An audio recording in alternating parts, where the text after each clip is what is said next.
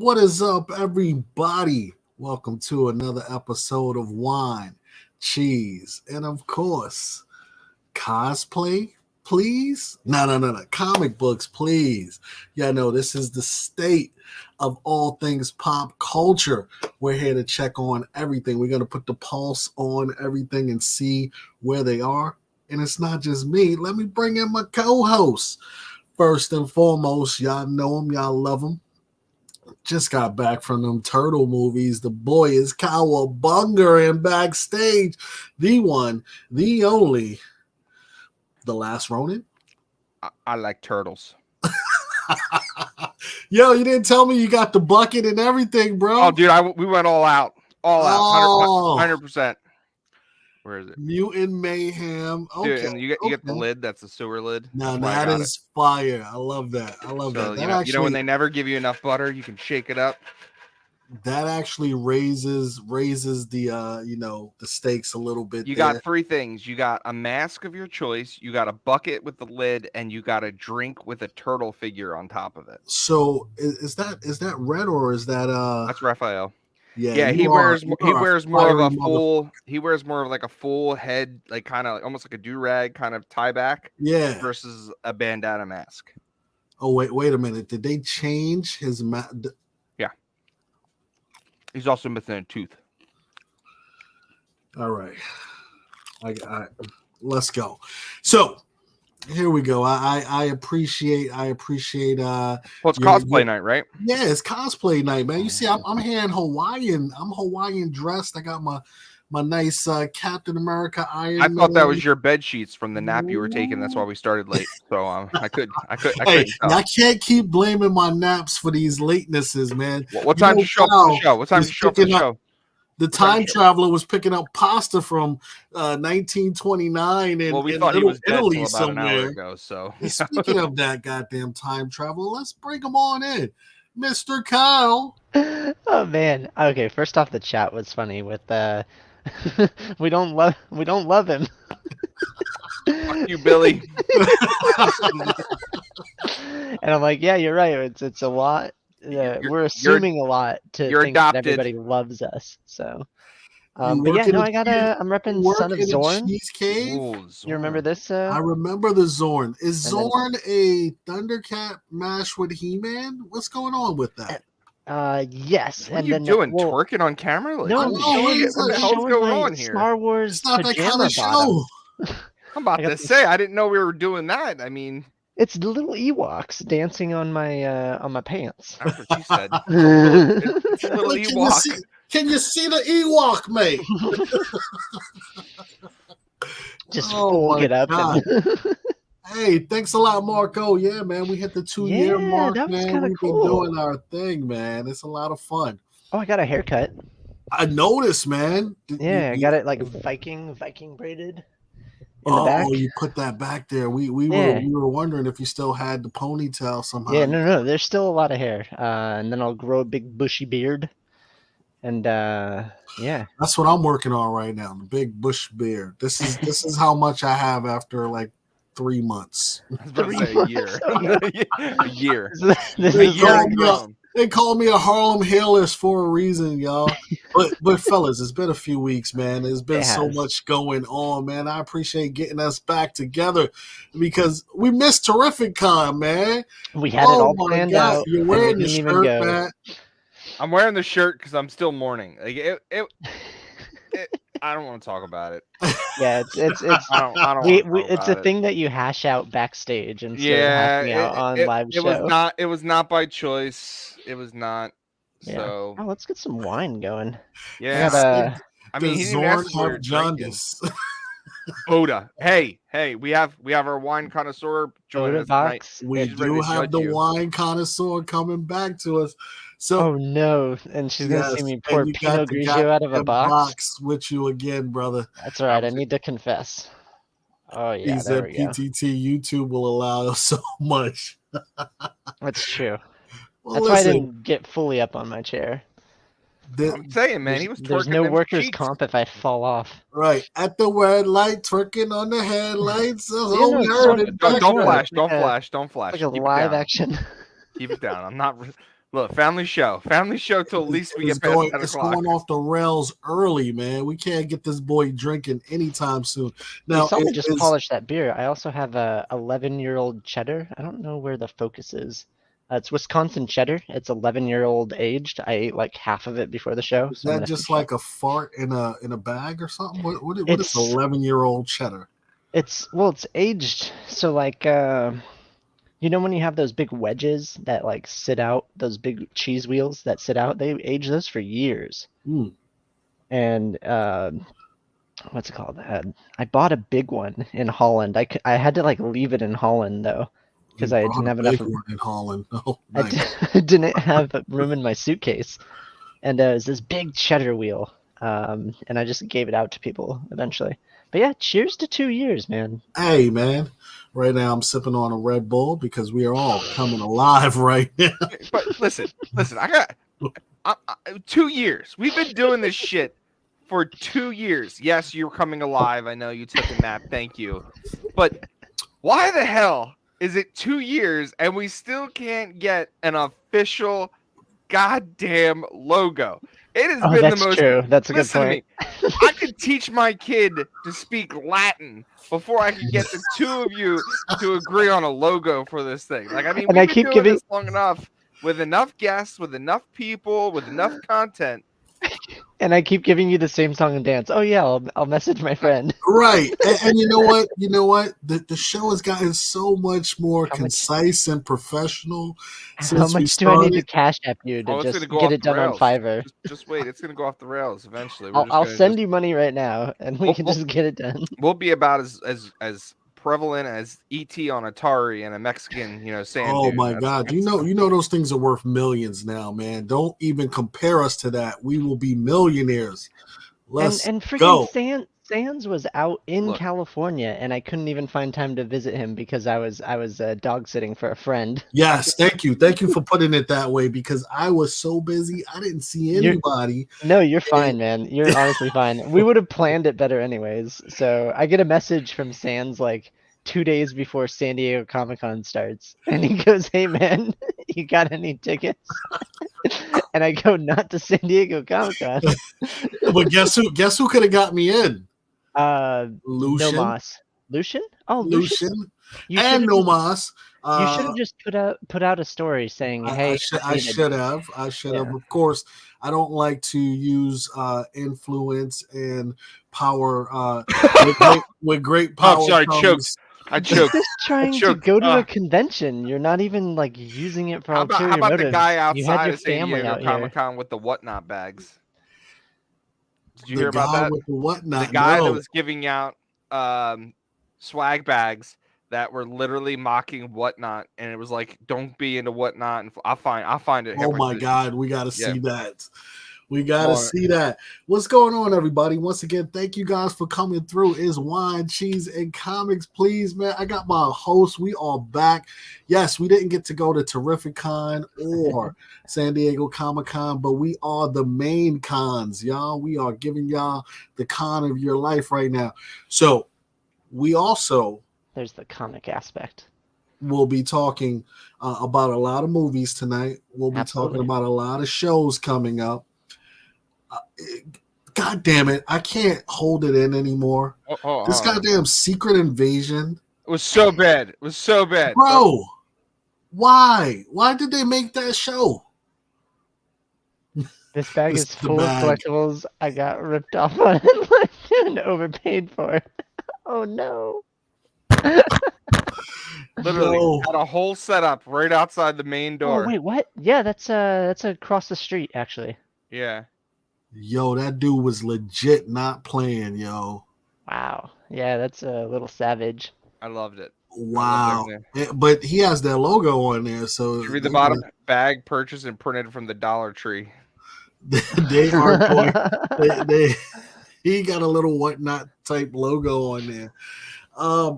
But circling the wagons, man, Secret Invasion was a crap of shit. Dog shit. Mixed together and spoon fed down our throats. Are you ready? Are you ready to come to my side? I mean, no, I did not want to be on your side, Matt. How did they do this to us? Come on, you ready to come to our? How did they do this to us? You give us 6 episodes, 1 episode of. All right, look, the 6th episode.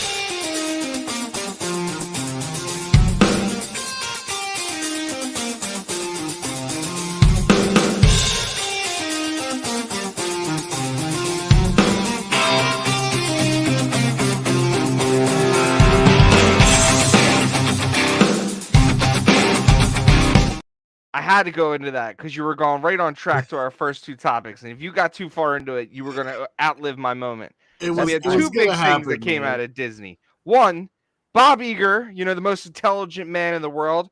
That man spits everything but honest truth. Man wouldn't know his asshole from his elbow, if you ask me honestly. Says there's too many Marvel TV series. I knew that this was going. Too many Marvel TV series. So you asked me what happened with Secret Invasion. The same thing that happened that we've been bitching about for the last 2 years, Sans. They pump out all this bullshit content that has no worth. I couldn't even wipe my ass with printouts from the show. Horrible. 6 episodes of shit. I knew that you would see that Bob Iger. It was 5.5 episodes of shit because there was actually some fun in the last episode.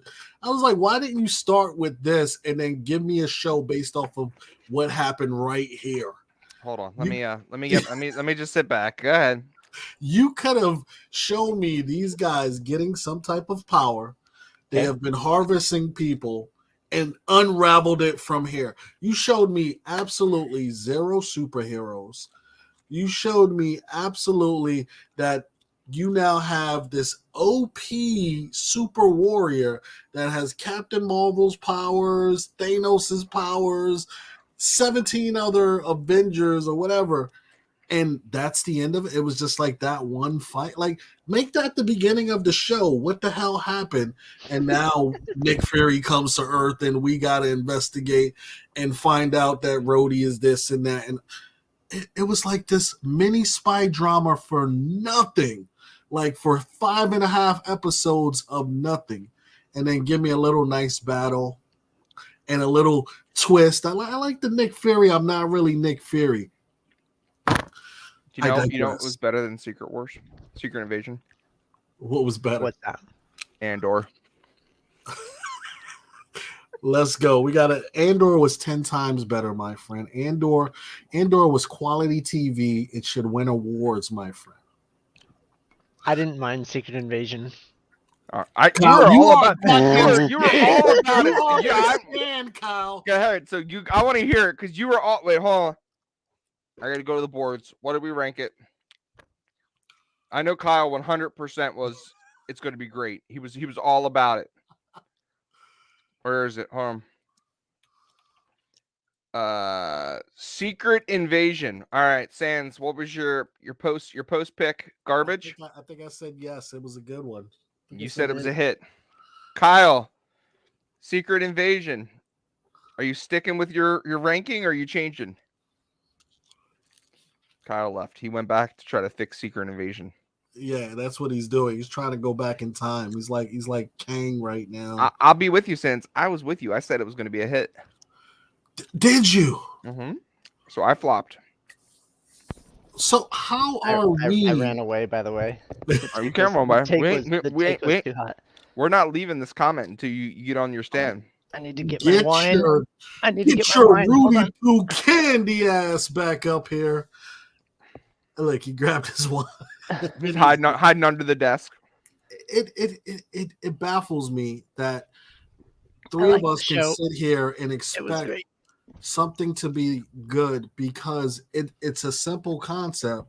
There's proven source material, and yet would you go and become Indiana Jones? Right. he became Freddy Krueger meets Indiana Jones. Oh, he's got to be Freddy Krueger, man. Now you're twerking with your tight pants, like. How do you do that? He was wearing. I can't wear it with the freaking headset though. I can't right now. If I've been over in those pants, my ass would rip at the seam. I didn't mind Secret Invasion. Was it good? Not really. But Kyle, you were the only one. Why did you say you don't mind it? What is there? What was it about it that was tolerable, or what was going on for you? Well, even like you said, like I was interested through the first 3 episodes, and then they just lost me after that. There were so many things that they could have done. Is it done? Done. Well, season 1's done. Mm-hmm.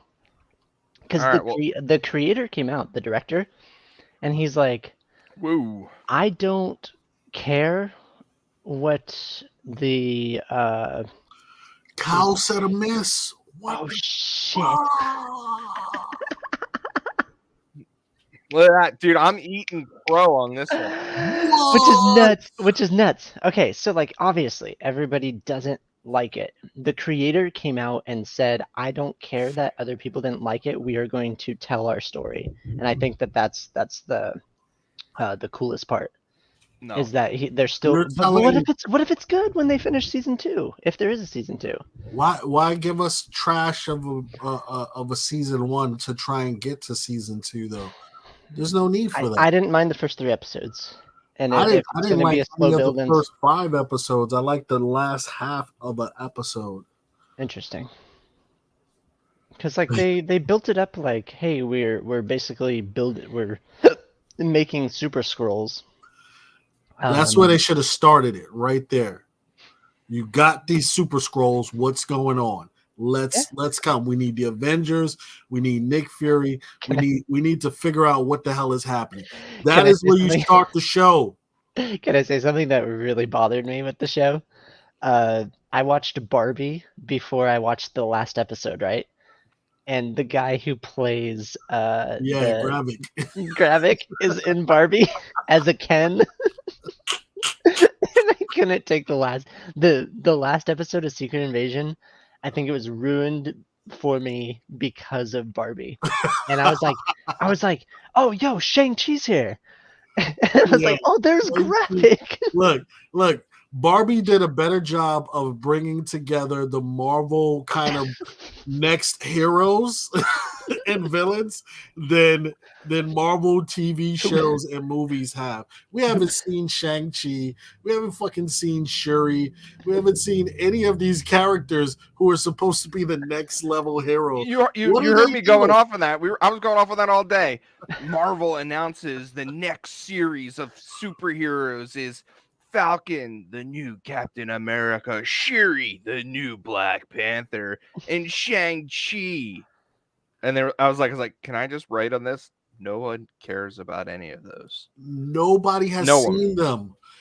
Why would you put out a Shang-Chi movie like a year and a half ago, have like 4 or 5 different shows or TV or movies that have come out and not just give him a cameo or something? They're not connecting the dots like they did in phase 1, man. Phase 1, Iron Man was everywhere. Iron Man, Captain America, it became, you knew who your heroes were in every different phase of phase 1 there. It was crystal clear. Right now, they're going to go back to these people, and it's not going to mean anything. How do you watch Barbie when all I see in this picture is Shang-Chi, Gravik, and Harley Quinn? How do you watch that movie and take it seriously? It literally ruined the last episode of Secret Invasion to me. Isn't it wild though? I'm such a Skrull fan, and I said miss on Secret Invasion. That's what I don't even understand. And listen, you hyped up Secret Invasion for so long. I love the last 2-3 years you've been talking about Secret Invasion. Yeah, the two big things that you were all about was High Evolutionary and Secret Invasion. They were like yours. If I was to go back and say, what is Kyle's staples of Marvel? Everything else, you were like, it's going to be shit. Don't even care about it. Those are the 2 things. That's all I want. Yeah, because I want everyone to be a Skrull. Just totally just retcon it all, and they're all Skrulls. I would have, and I thought again. I was like, all right, is this another one of their ways that they could fix the shit going on with Jonathan Majors? Yeah, that they can say, Skrull, okay, Secret Invasion totally changed the scope. Everyone was a Skrull, and basically by what's going on, Rhodey's been a Skrull since like Endgame, but they've not explained any of this shit. Like nothing got explained. I'm interested for season 2 then. Iron Man's back. He was a Skrull. But I think that my conclusion on Secret Invasion, that's what we're just talking about, is literally swing and a miss. Basically, they had an opportunity to. But they've swung and a miss on the last 5 TV series, Kyle. They've swung and a miss on the last 5 movies. Fair. Like, all right, listen. I believe is that Black Panther 2 was good, but it wasn't great. It was, in my opinion, it's still a swing and a miss. It didn't need Riri in it. Riri was forced in Black Panther 2. Give us a better drama between Namor and Shuri's clans, as opposed to this whole Riri piece that was like, it's not going anywhere with Riri right now. Why are we introducing her in that movie like that? I still feel like they're taking opportunities to kind of like, let's force this in here. Let's do this here. And it's as opposed to telling a better story. Like they CLG said, should have used more of the source material with Secret Invasion. The Secret Invasion took over comics. Like literally they had a dedicated website too that was like putting these like propaganda posts. And it was like they're taking over like the Got Milk advertisements and shit like that. It was awesome. Why is Secret Invasions this big when everything else Marvel has been this big? Like it literally focused on like Nick Fury and like this many people in the Marvel universe. I don't know. This is 100% speculation. I have no factual basis on this. I think Samuel L. Jackson just wanted the attention on him because he got so outcasted in all of, the first 3 phases of the Marvel films. He was nothing but a supporting backup character. If this was his call for more TV time, they should not have appeased him because it was a waste of time that way.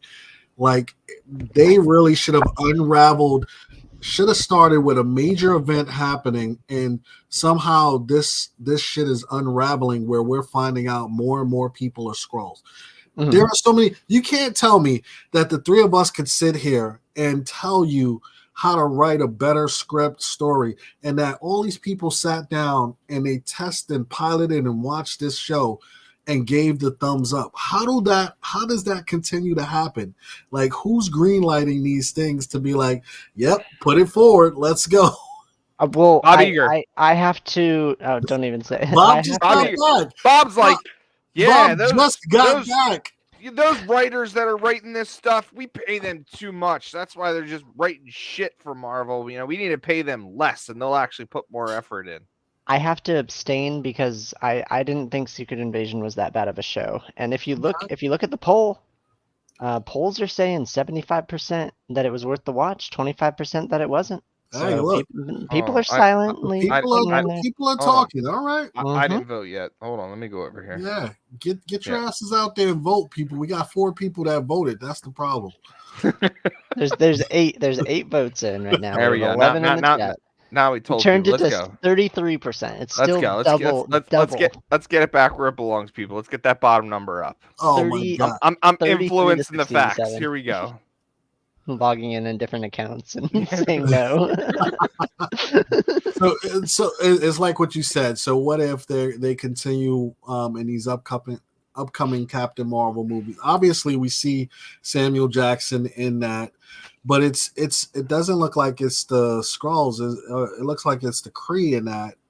It's a different set of, star invaders. Basically, you got the Kree, who's looking after the power bands. Looks like the main focus in that movie. I'm not sure, but it doesn't look like it's tied to Secret Invasions at all. It looks like yeah. Go ahead. And I saw the trailer for the Marvels. The Marvels trailer premiered before Mutant Mayhem tonight, and I don't know if there's going to be much to any tie-in at all.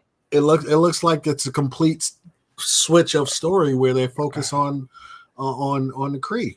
Yeah, I think that something else should be said in that the fans have a certain expectation for what they think, especially the comic book fans, because we read the books, right? I disagree. Fan expectations have dropped completely. Well, okay, but that's a whole different topic. Let me explain where I'm coming from though. When I forgot her name. I'm blanking on the person who plays Kira. She was in Game of Thrones. Daenerys. Yeah, when she was cast, everybody was saying that she was cast as Varenki, like the Queen of the Scrolls, and then all of a sudden she comes out as being Talus's daughter. And when the castings happen, everybody like freaks out and they're like, oh, and then people are selling like the first appearance of the Scroll Queen in the She-Hulk books. Yeah. And it's not even like didn't even show up in the show. Like they didn't even take that approach. I was literally saying that I was saying from the beginning that it was going to be more of a meet the Skrulls aspect, where it's more like family oriented. And even that was it was accurate because Kira, but also Kira and Talos. Yeah, because she showed up in family aspect of them. Yeah, I was steering people in that way, but at the same time, it's like that's the distinction that I'm trying to make. Fans had expectations that we're gonna get Super Skrull, we're gonna get the Skrull Queen, and it's gonna be like this huge thing that Secret Invasion was, and it wasn't. It wasn't the main title. Issues 1 through 8 of Secret Invasion, none of that shit happened in the show. Yeah, well, that's the problem, right? And again, fans, we have to temper our expectations, but at some point in time, you can't take what Secret Invasion was from a comic book standpoint and just give us a micro view of that and say this is all you're getting from Secret Invasion. Like that shit didn't make any sense. Like we've seen half of, like you have half of the superheroes wondering who else is a Skrull. We got none of that. We literally in the last episode got the president talking about, we know there's Skrulls out there. The whole time we had, the British prime minister or whoever she was, MI6 lady, like going after these Skrulls, but nobody was like, they're Skrulls. Who's a Skrull? What's going on? It wasn't like this. Remember the movie The TV show V, where people were like, yo, there's green aliens. What's going on? This had none of this was like so tamed and tempered back. It was boring. I was expecting boring. V. Yes. But that's what I'm saying. Fan expectations. I understand that fans expect less because there's been so much content and a lot of it has been mediocre. Come on, Kyle. And I don't get how you have. You're holding back so hard. I know you want to say the truth. What do you mean the truth? The content has not even been close to mediocre. The content has been below mediocre. I think that I'm a raccoon, Matt. I'll be honest with you. I think that I'm a raccoon, right? You're a trash panda. I am digging through a dumpster of trash trying to find something that's edible. And I'm not finding it with Marvel films. Okay, so then it's below mediocre because at least everyone throws away an apple or a banana peel, but there ain't shit in the Marvel trash can. Right now, no. No shawarma. I'd literally rather watch Phase 2 again, to be honest. I'd rather watch all of them again. I'd rather watch all of again. Number 1, top prediction, Captain America, Winter Soldier. Number 2, Infinity War. I can watch those 2 movies on repeat. I don't care the outcome. They were great to me. Did you say Winter Falcon? No, Captain America, Winter Soldier.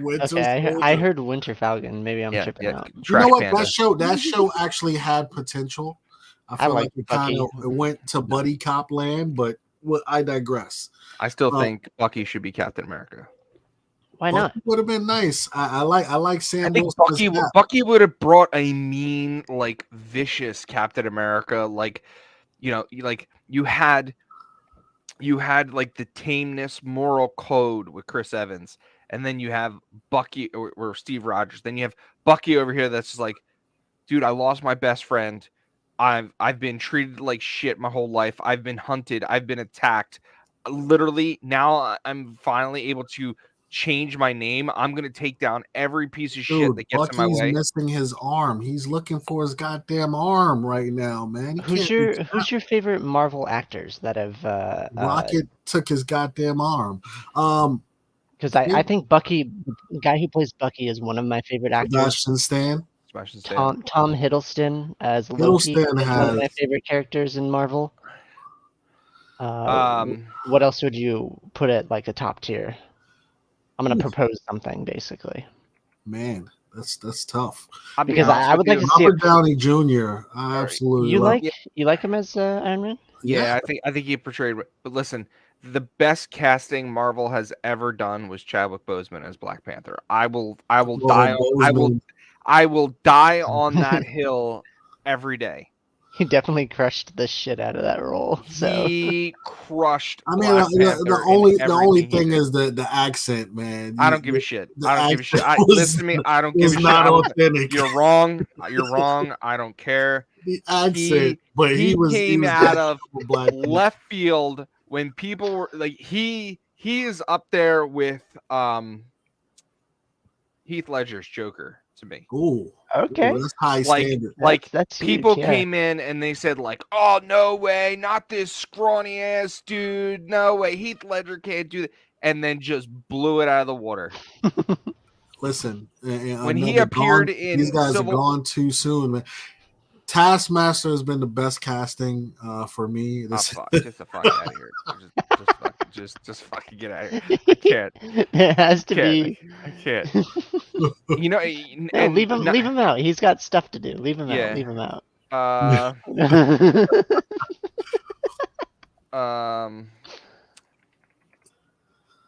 Who do you got? I want to hear one from you. Go ahead. Who is it? I'm looking up his name. The guy who plays Kingpin in the TV series. Chat can.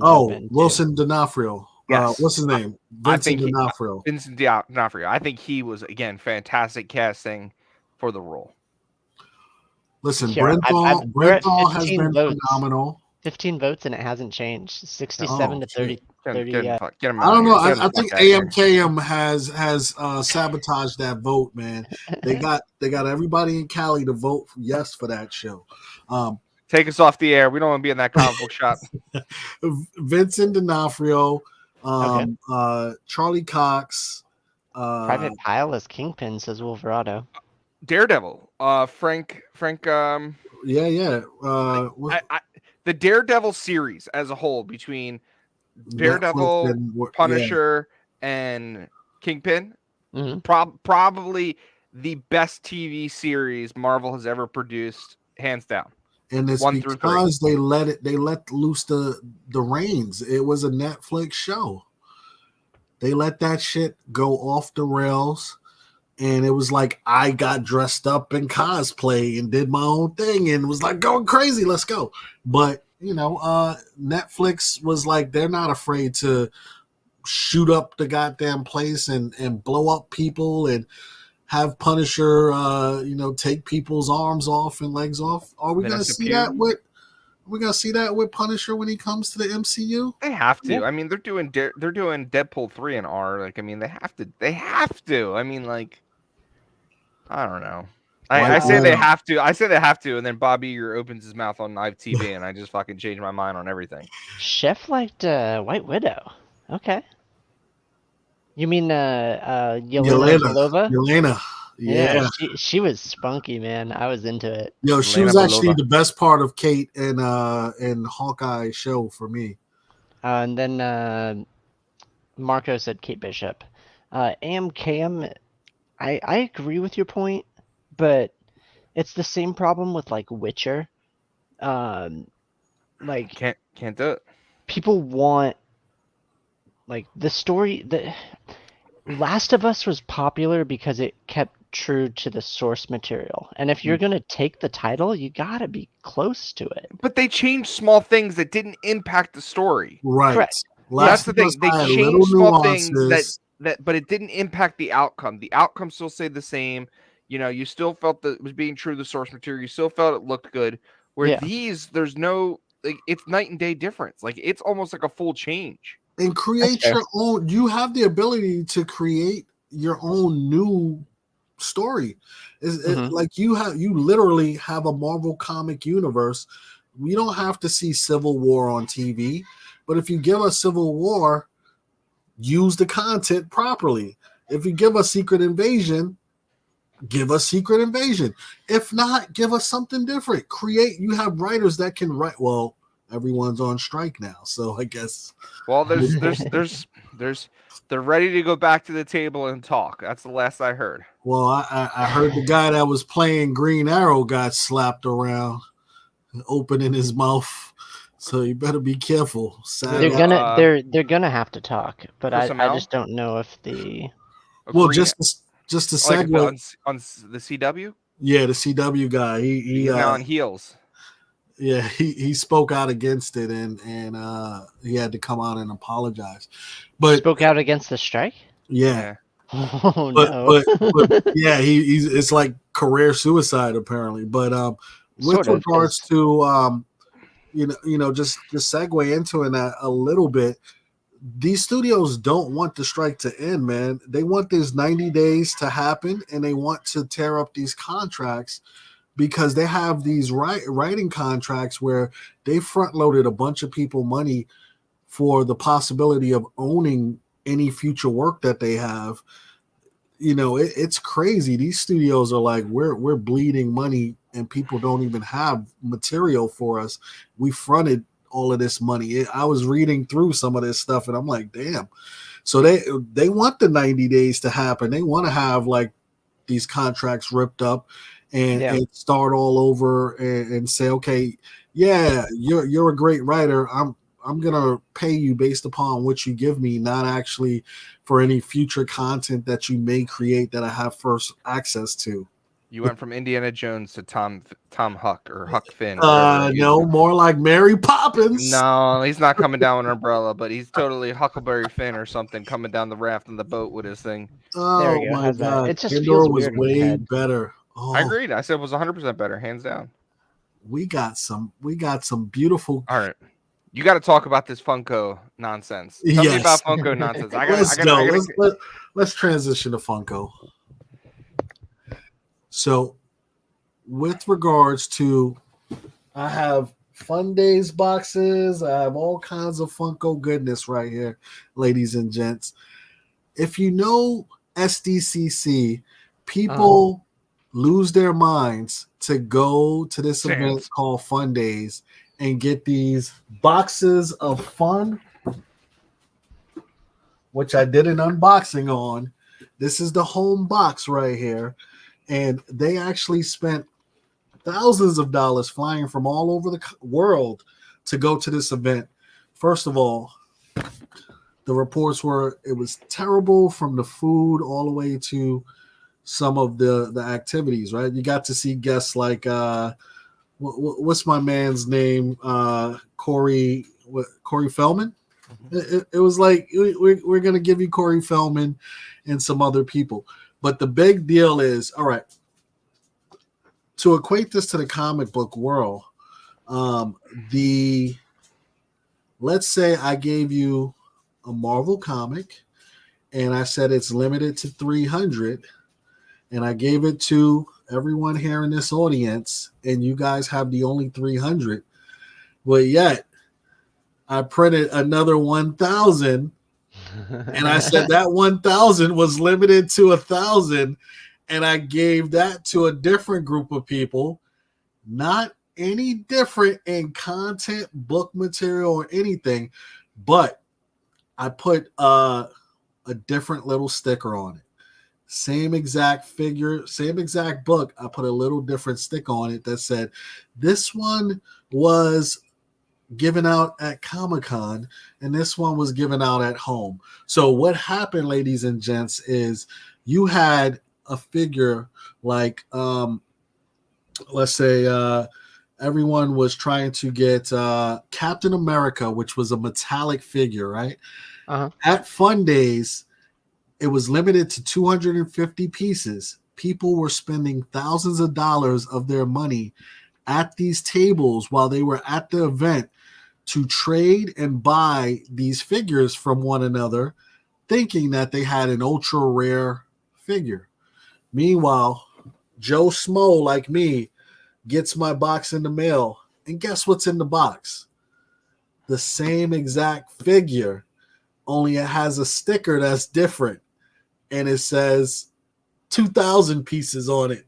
So the question became, did my figure now become a 2250 piece figure, and all you did was change the sticker? Or was there some kind of magic where those were different figures? And that's where everyone is talking about the sabotage of Funko. The CEO has been ousted. They kicked him out. They're talking about insider trading. All kinds of crazy stuff is going on. And guess what movie just came out on Apple TV? The Burst of Beanie Baby. Are we at the point where Funko is now about to implode and be the next Beanie Baby? That is what that's it. I have never been a Funko fan. I just never got into the craze. I put, Funko has more stability, has more girth, has more foundation than VV NFTs. But to me, they're just the flavor of the month. So I don't know. I have no skin in this game because I think I own 2 Funkos and they were all given to me. I've never purchased one outright myself. So Miles. It's not a real soda, Chef. It is actually just a Funko itself. You can have a comic book to put next to that. I mean, send me that. I was waiting for that. I'm sorry, I can't. Come on. Yeah, sorry. Don't worry, I'm getting my own one day. I'm gonna grow up and be a big boy just like you. Yeah, not in this lifetime. Tell him. What's up, Kara Jones? We got a special guest coming on tonight too, y'all. We're gonna get drunk and talk about all kinds. Kara, you got to go get your costume because we gotta switch to costume, Kara. So, long story short, and this has come up in the comic book world as well.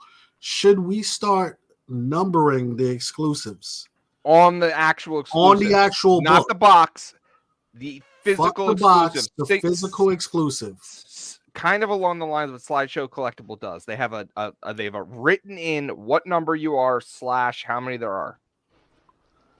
Correct, because now people are saying, not only do we not believe that Funko is a 2,200, a 250 piece.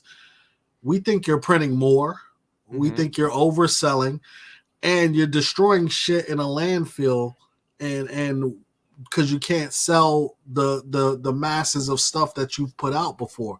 So I'm gonna put out another poll and see what people think if Funko compares to Beanie Baby or some of these other things, but most people were looking at Funko as rarity and collectible as opposed to toy. Whereas now it's boxed and nobody opens it. But Funko does not see their item as they won't replace your box. They truly try to tell you, we're not going to replace your box if we send your box damaged. But yet you call it a collectible where the value is based upon having a pristine box. So yes, like Mark said, it is a toy, but the minute you take it out the box, it's like the minute you drive it off the lot, a car devalues, the toy devalues, the Funko devalues. When you're buying Funkos, what do you look for? Do you examine the box personally? Yes. Yeah, I'm about to say 100%. Sans was going to cons just for the Funkos, man. Are you kidding me? He's been so salty that he didn't get his Funkos 100%. Do you examine the paint job of the actual pop itself? For the most part, I don't. I won't take it out the box. Mm-hmm. I will look around and see if there's any imperfections. Mm-hmm. There's tons of imperfections in a lot of Funkos with the painting. Yeah, I've seen, but for the most part, if it's in box and it looks pristine through the box, yeah. Most collectors are not out of box collectors. So I got to bring that back to comic books. So yes, CGC, CBCS, they all fuck up. They're end game after encapsulation review. How many times have you gotten a 9.8 with spine ticks on it? And is it truly a 9.8? And does the fact that it says 9.8 on the top of the label mean it's a 9.8? So this is very interesting to me. With regards to me, once it comes to me as a 9.8, I don't care. I am it could have 15 ticks on it. It's a 9.8. So bad. That's right how there. I'm valuing it. But I've had people so bad right I've had people I've had people get pissed off at sellers because they sold them a 9.8 and it had 2 ticks on it. It was like, I want my money back now. So what are your thoughts? That's the question. I just want you to read that comment and just let you feel that as a PTSD right there. Just let that sink in. If I drop my 9.8 comics when I White Glove it. This happened in real life. Has never been read in real life. Oh my god! After someone just signed the book. Oh my god! My man Sands dropped his book on the ground and crunched the corner. It went from a 9.8 to a 6.0. Oh my god, that was painful. Like everybody looked around at me at the table and was just like, I fucking cried. I got in the car and cried. I was like, it's okay, guys. It's all right. You lying. That's sense. We can go out back and you can punch a dumpster. It's okay. All right. My feelings were so hurt. It's like a crazy glare coming out of this stuff. How are you doing that, man? I thought it was like staff from Indiana Jones. You know, you're trying to. No, there's like the sun is setting like right in the back, and it's just like right on my face. Oh my god! But yeah, what is your Matt still needs to answer the question that Sam's asked. I don't know. That's tough for me because, you know, the encapsulating kind of case is supposed to keep the book secure. But where do you draw? Like that's to me, that's a where do you draw the line? Yeah. Okay. Like this, it's up there with the same thing that people have graded comics and they wall mount them, but sunlight fades the cover. Because those cases aren't UV protected, and people want to show their grail. I mean, like I want to show them off, but I have a blind that I always have down, and my room's 99% dark. But if I leave that up for 14 years, that cover's going to fade. Yep. But it's a 9.8. So is it truly a 9.8 in 14 years? Like, how do we determine that? It's not going to be a 9.8 the longer you keep it in there. But the grade says it's 9.8. Yeah. So where do you draw that line? Like Nuck and Fucks. It depends on how careful you are. There are people who know how to take their collectibles in and out the box, display them, put them back in, never do any damage to the box. In fact, when you go to get signatures, it's best to take your collectible out the box, flatten the box, and send it, or take it with you in a hard stack so that you don't damage that box by itself. So there's a lot of people. Funkos aren't sealed. You can just open them. Yeah, you pop it open. There's no sticker with protection. Now, but going back to this piece, because it correlates with what we're talking about from a comic book standpoint, though, is the exclusivity and what makes Funkos, what makes limited comics, whether it's rare is not the same as exclusive, right? They're not mutually they don't actually mean that they're the same thing. You can have something that's rare but it's not exclusive, whatever. But people want that limited count because they can say there's only 300 of these made in the world, and at the end of the day, I own one of those 300. But the minute you tell me that there's been another 15,000 printed, what the hell? My book is less valuable. Put the numbers on the book, put the numbers on the Funko, and make it a collectible where there's still value to it. Is well, Funkos do restocks all the time, and that's what makes collectors pissed off too. Yeah, you'll have something that's worth $300, it'll restock, and it's worth $50. I had an Aang. My Aang was worth $230. Uh-huh. They restocked the Aang. It's worth like $87 now, and so I'm losing my mind because it was a dope Aang. And I'm like, all right, and that's why they say collect what you like and not for the value. But so many people collect it for the goddamn value. That's the problem.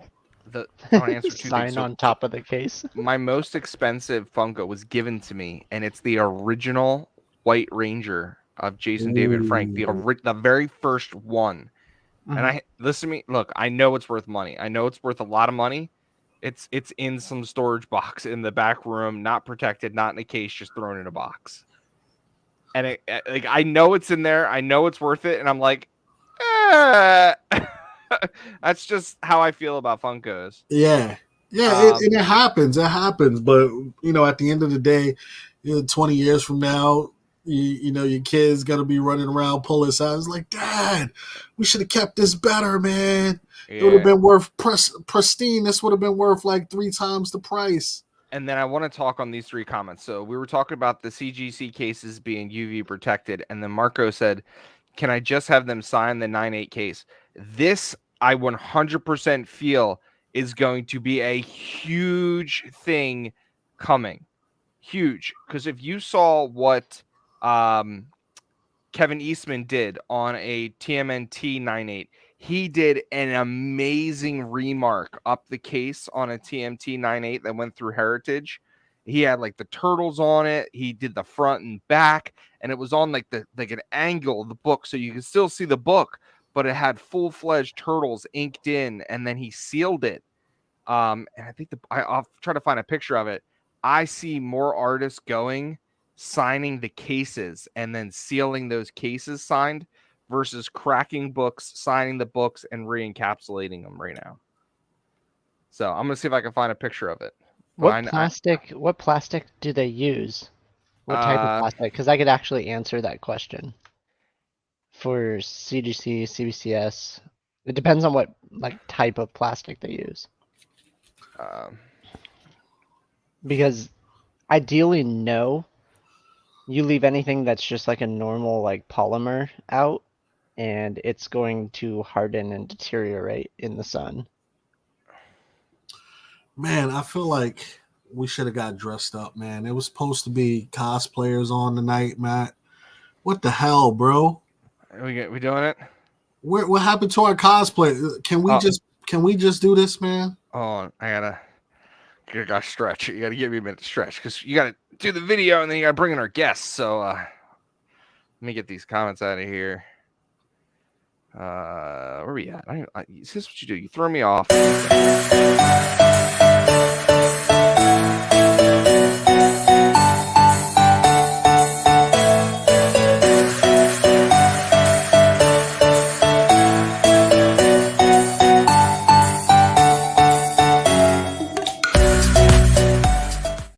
What special guest they canceled? Oh no, it's not long enough.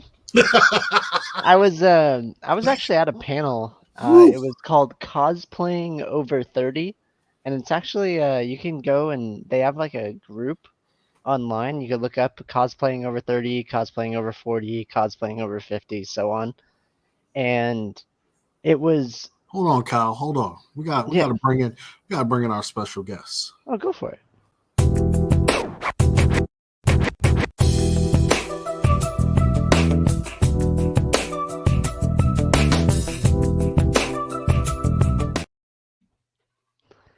Hi.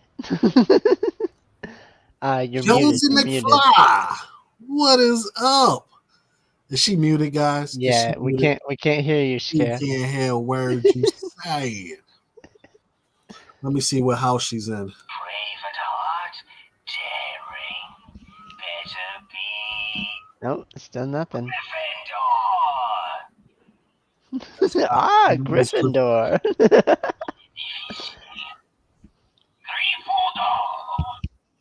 We can't hear you, Jonesy, but you back there doing your thing. You got the bottle, you got the sachet to the side. But as you guys see, I will cosplay any day as Gryffindor hat guy with a Ravenclaw jacket. The hat is not. I'm the sorting hat. Yeah, it's not. It doesn't pick a side. It's not a Gryffindor hat. It always starts hat. with Gryffindor. Okay, fair. So it's picking sides. God damn it! But are you a Ravenclaw? I am a Slytherin. You're a Slytherin, and you're repping Ravenclaw. Right? Yes. And the hat puts you in Gryffindor. The hat's a good. Come on, hat. Yes, a ready mind. You belong in Ravenclaw. There we go. All right. There we go. So I really want to hear Jonesy, but we're gonna have to. What the heck?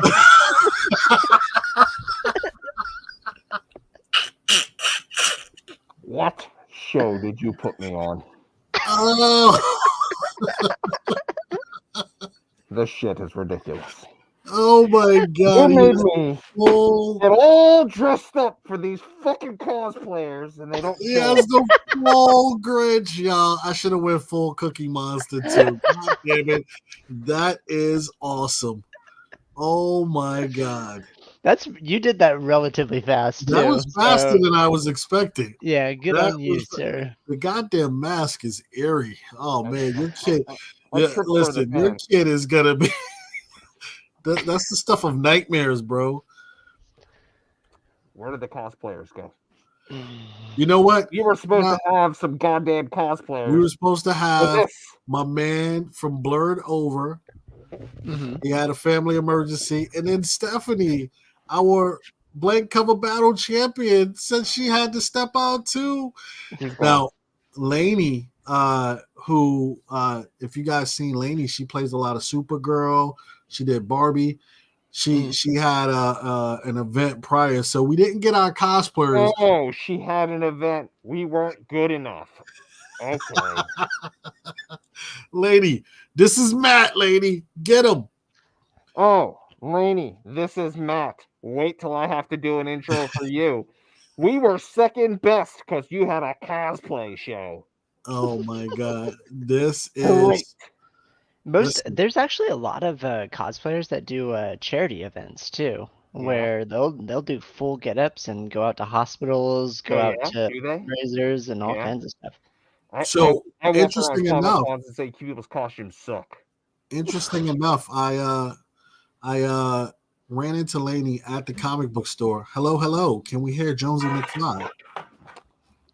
Hello. Can you guys hear me now? Yes. Jonesy is here. Now I can't hear any of you. Okay. Oh no. God. Oh my god. Her input is on the output, and the output. That's so.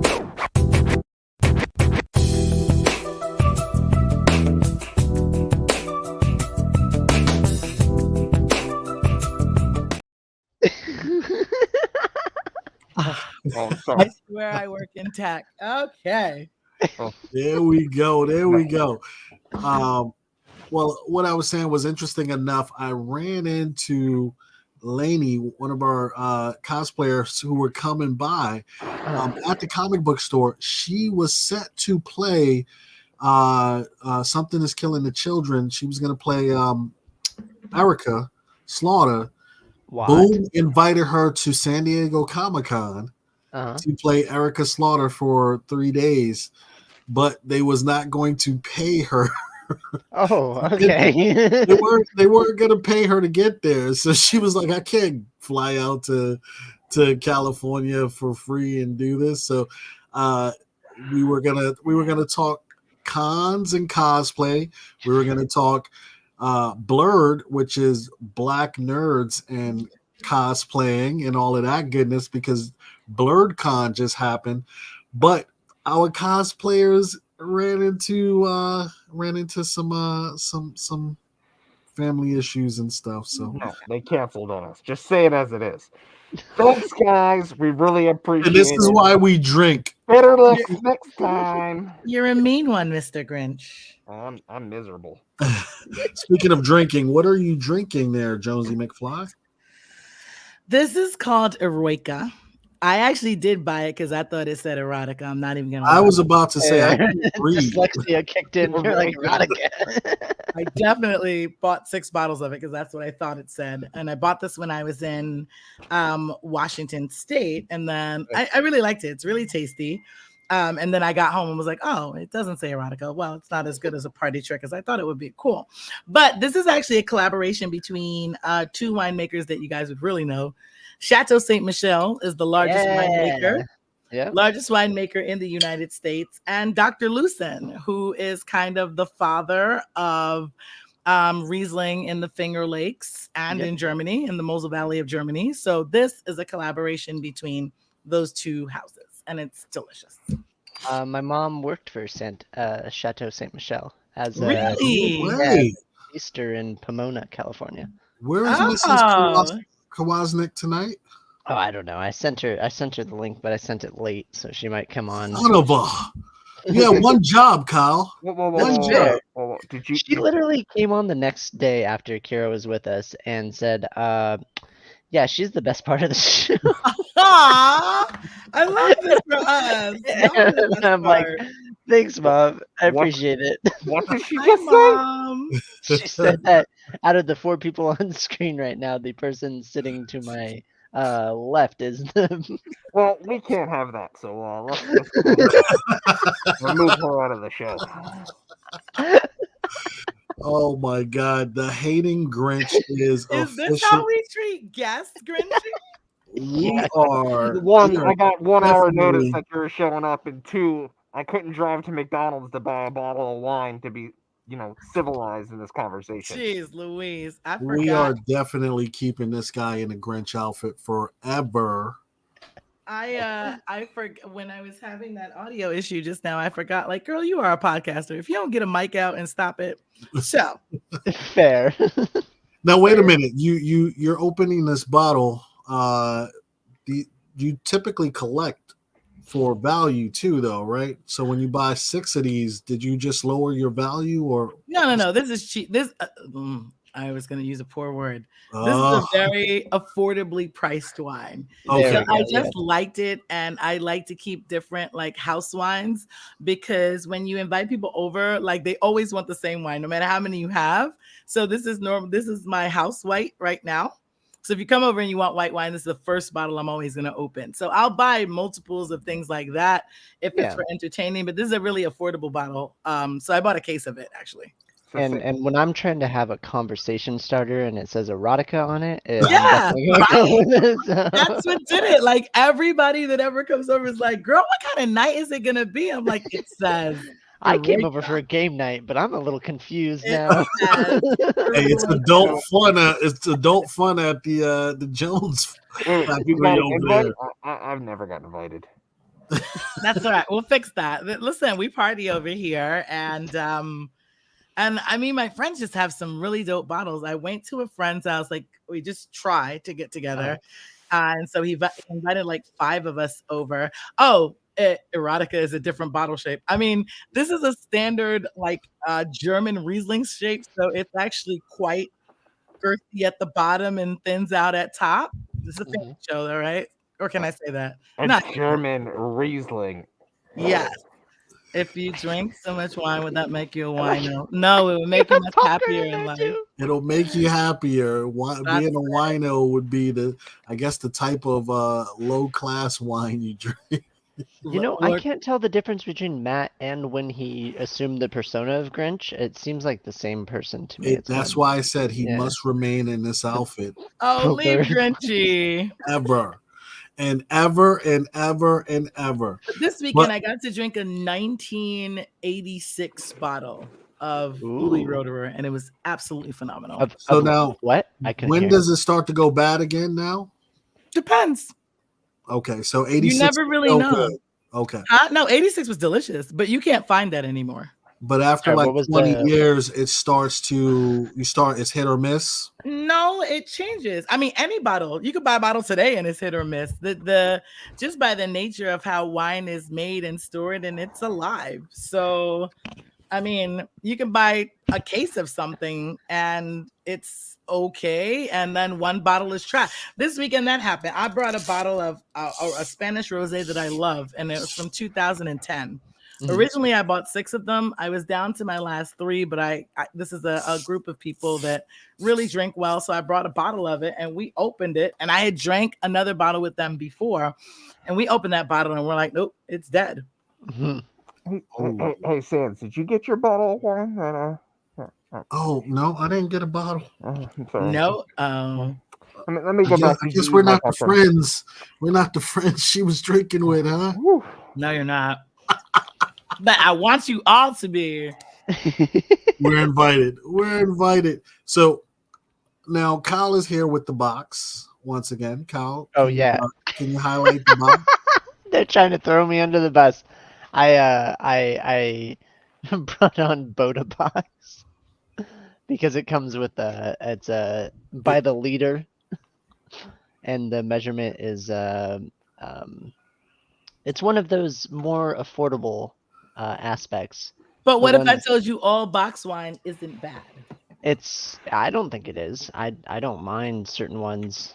There's one actual box wine company that I'm a big fan of. It's called Provisions. Yeah, it's not ageable. That's the only difference. That's fair. Yeah. Well, it's not in glass either. It's in a like plastic bag on the inside. Right. So that's what I was gonna say. It you know, you guys were talking about the materials protecting something that and how it can. So red wine bottles are darker because they actually are really sensitive to light. All wine bottles are sensitive to temperature change, but red wine in particular is always in those darker green or almost blackish brown bottles. White wine can be in any color you want, clear, all of that good stuff. So the amount of light, the type of cork used, like this is a artificial cork. It's not alive, like the cork that's stripped from trees, and all of these things have to do with the preservation of the wine too. So cardboard boxes and plastic just don't do well for preservation. Nope. They should though, and I am interested to see what happens. There's a study being done at UC Davis because we've never aged box wine, but scientifically, between cardboard and plastic, less oxygen should enter that bottle than through glass and cork. We just haven't ever tried to age it, but UC Davis is doing that now. So we'll see in 20 years. We have to wait. Fair. That is actually scientific and very interesting. I actually want to know the outcome of this as well. I can't wait to see it. And this is a good question too. She's drinking correctly, always grab by the stem. That is true. The second part of it is just etiquette. Your body temperature is 98 point something degrees. It's very difficult to conduct heat through glass. So actually, even if I held this like this for the next hour, the temperature probably wouldn't even move a full degree. It just looks gross when you have fingerprints all over your glass. And this looks much more elegant and sophisticated. Yeah. But that used to be the common thing that, oh no, don't hold it. You're going to warm the wine. No, you won't. You can warm the wine easier by blowing in it. Like sitting here and talking with my breath blowing up, that'll warm it quicker than holding it by the bowl. Good question, though. So I sleep on cardboard every night, and I think I look fucking wonderful. You are aging gracefully. Like milk in a Nevada trunk. I love it, Grinchy. Oh, my God. You guys I keep my popcorn nice and warm. You guys are the worst. Now, I want to see how much sweat is on his face right now. Being a newfound comic fan, what comic and wines are you pairing these days? Have you gone to a comic book store or picked up a comic recently and sat down with the bottle these days? The funny thing is, it is on my list of things to do. I just get easily pulled into other things. But I am interested in, like this wine. I know these producers, but I was drawn to it solely because the name was intriguing to me. And I feel like the last time I was in a comic book store, it's the same thing where I would just walk in and You guys know, like the black and white covers, the foil ones always stand out to me. So I love those. And funny enough, I would pair all of those with either a really like linear, crisp, acidic German Riesling or my favorite champagne, which is like classy and expensive and exclusive. And bubbly. And bubbly. But I collect Barbies. I'm pretty exclusive. The cheese as well. Yes, I just don't have any. But no cheese tonight. No, I didn't. I tried to wrap up work and escape to my local cheese shop and be back, but that did not. Best laid plans on that. I literally went to I have a mini fridge in the garage and it's just packed with cheese. Yeah, and I was like, this guy was talking about a wheel of cheese from the Netherlands which I couldn't bring back because my suitcase weighed too heavy. And that thing was, you gotta pay huge. the overage for that one. Yeah, I should have just shipped it, to be honest. But all right, so you've got the cheese. I've always got the wine. We're good. I definitely got the cheese. I have all. I was sorting through all kinds of different cheeses. I just picked like a 11-year aged Wisconsin cheese that. Yums.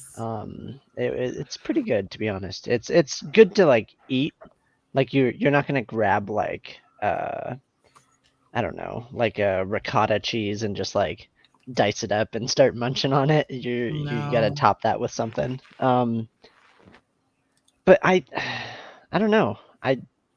I'm worried about like not worried, but the amount of what are you worried about here? The amount of microplastics that are in my body. Like honestly, and we're talking about aging boxed wine, and I'm worried that a lot of that stuff would like the amount of microplastics that are. I was about to say the baby boomers. You're telling the baby me boomers of the world would say, you know what you are, sir. Body. Do you know I'm concerned about it. Endured sitting through Andor. That's a low blow. The baby boomers Can you be nice, Grinch? I would rather pulling have out their hair right now, calling you a 5-letter word, good sir. That's so rude. Meanwhile, I would think I would be more. Well, I'm not gonna say any. Nope, I'm gonna stop talking. Next topic, please. Go ahead and tell us how you're far more privileged than us. No. What I was gonna say is not even that. She's just trying not to offend. No. Okay. I'm trying not. No, I'm trying. I'm never trying to offend anyone, but I'm trying not to say something terribly telling about myself. I was just going to say, understand. On the list of substances that I may or may not have ever ingested in my life, microplastics are not the worst of them. As I prepare to go to a rave on Friday night. Oh my god! Listen, who are you seeing on Friday? Deadmau5. What? You mean Deadmau5 5? Yes, it's Deadmau5. I don't care what the hell you still say. Yes, Deadmau5. Wow. So, okay. Interesting enough, just looking at the surroundings there, we have Uncle Ruckus and everybody hanging out. What's your favorite episode of the Boondocks? What is my favorite episode of the Boondocks? The one where the show ends after 15 minutes. No way. I think it's when Riley's teacher called him the N-word and they made fun of Al Sharpton and Ann Coulter and like mine has to be the R. Kelly one, but that was a funny episode. You can't watch it. No, you can watch it. They actually pointed out the absurdity of that trial. That one wins, and then the one where Tom goes to jail and is terribly. Oh, the booty warrior. Yes. That, my friends, if you guys have ever watched that episode, you will be in tears because there was a real guy named Fleece Johnson that exists, and he would be after man's butt, and he's like, I like you can YouTube that interviews with him. Actually, you look up Fleece Johnson, guys, and this is a real dude that is after man's butt in jail. So You did not want to go. You did not want to go to jail, man, and be around these booty bandits. Wolverado put his favorite part too. What'd he say? Granddad fight. Yes, when he stepped on his sneakers. Yes. Oh, inward moments. Yes. Good times. So, with regards to what everyone's watching, we were talking about Secret Invasions. We're talking about Marvel shows and everything of that nature. Barbie and Oppenheimer is out. Hold on. Both.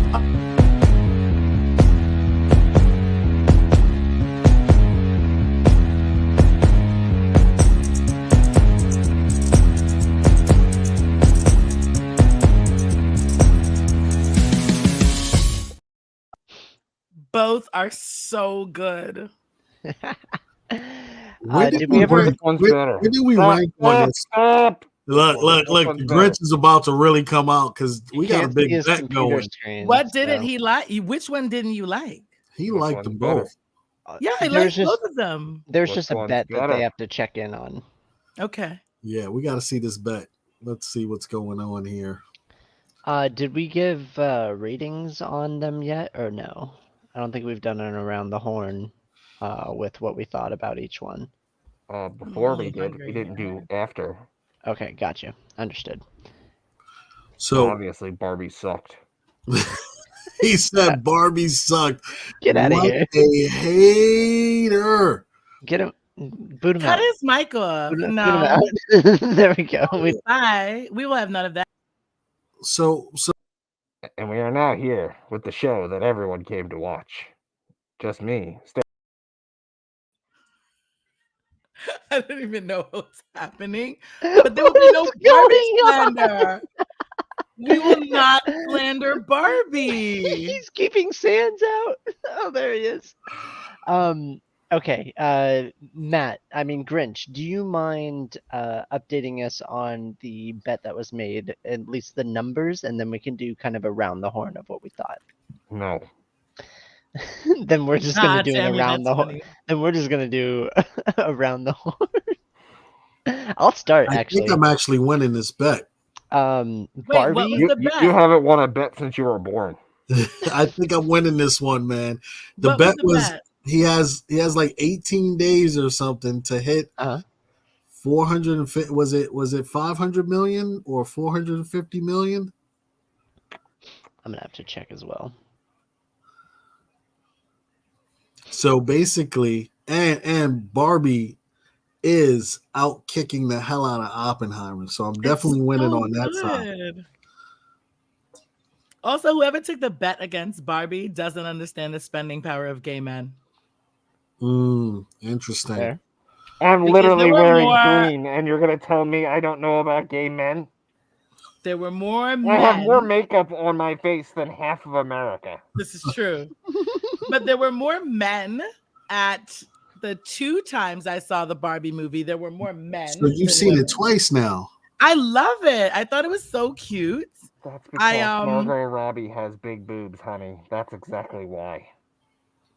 Okay. I actually did not notice anyone's breast size in the movie.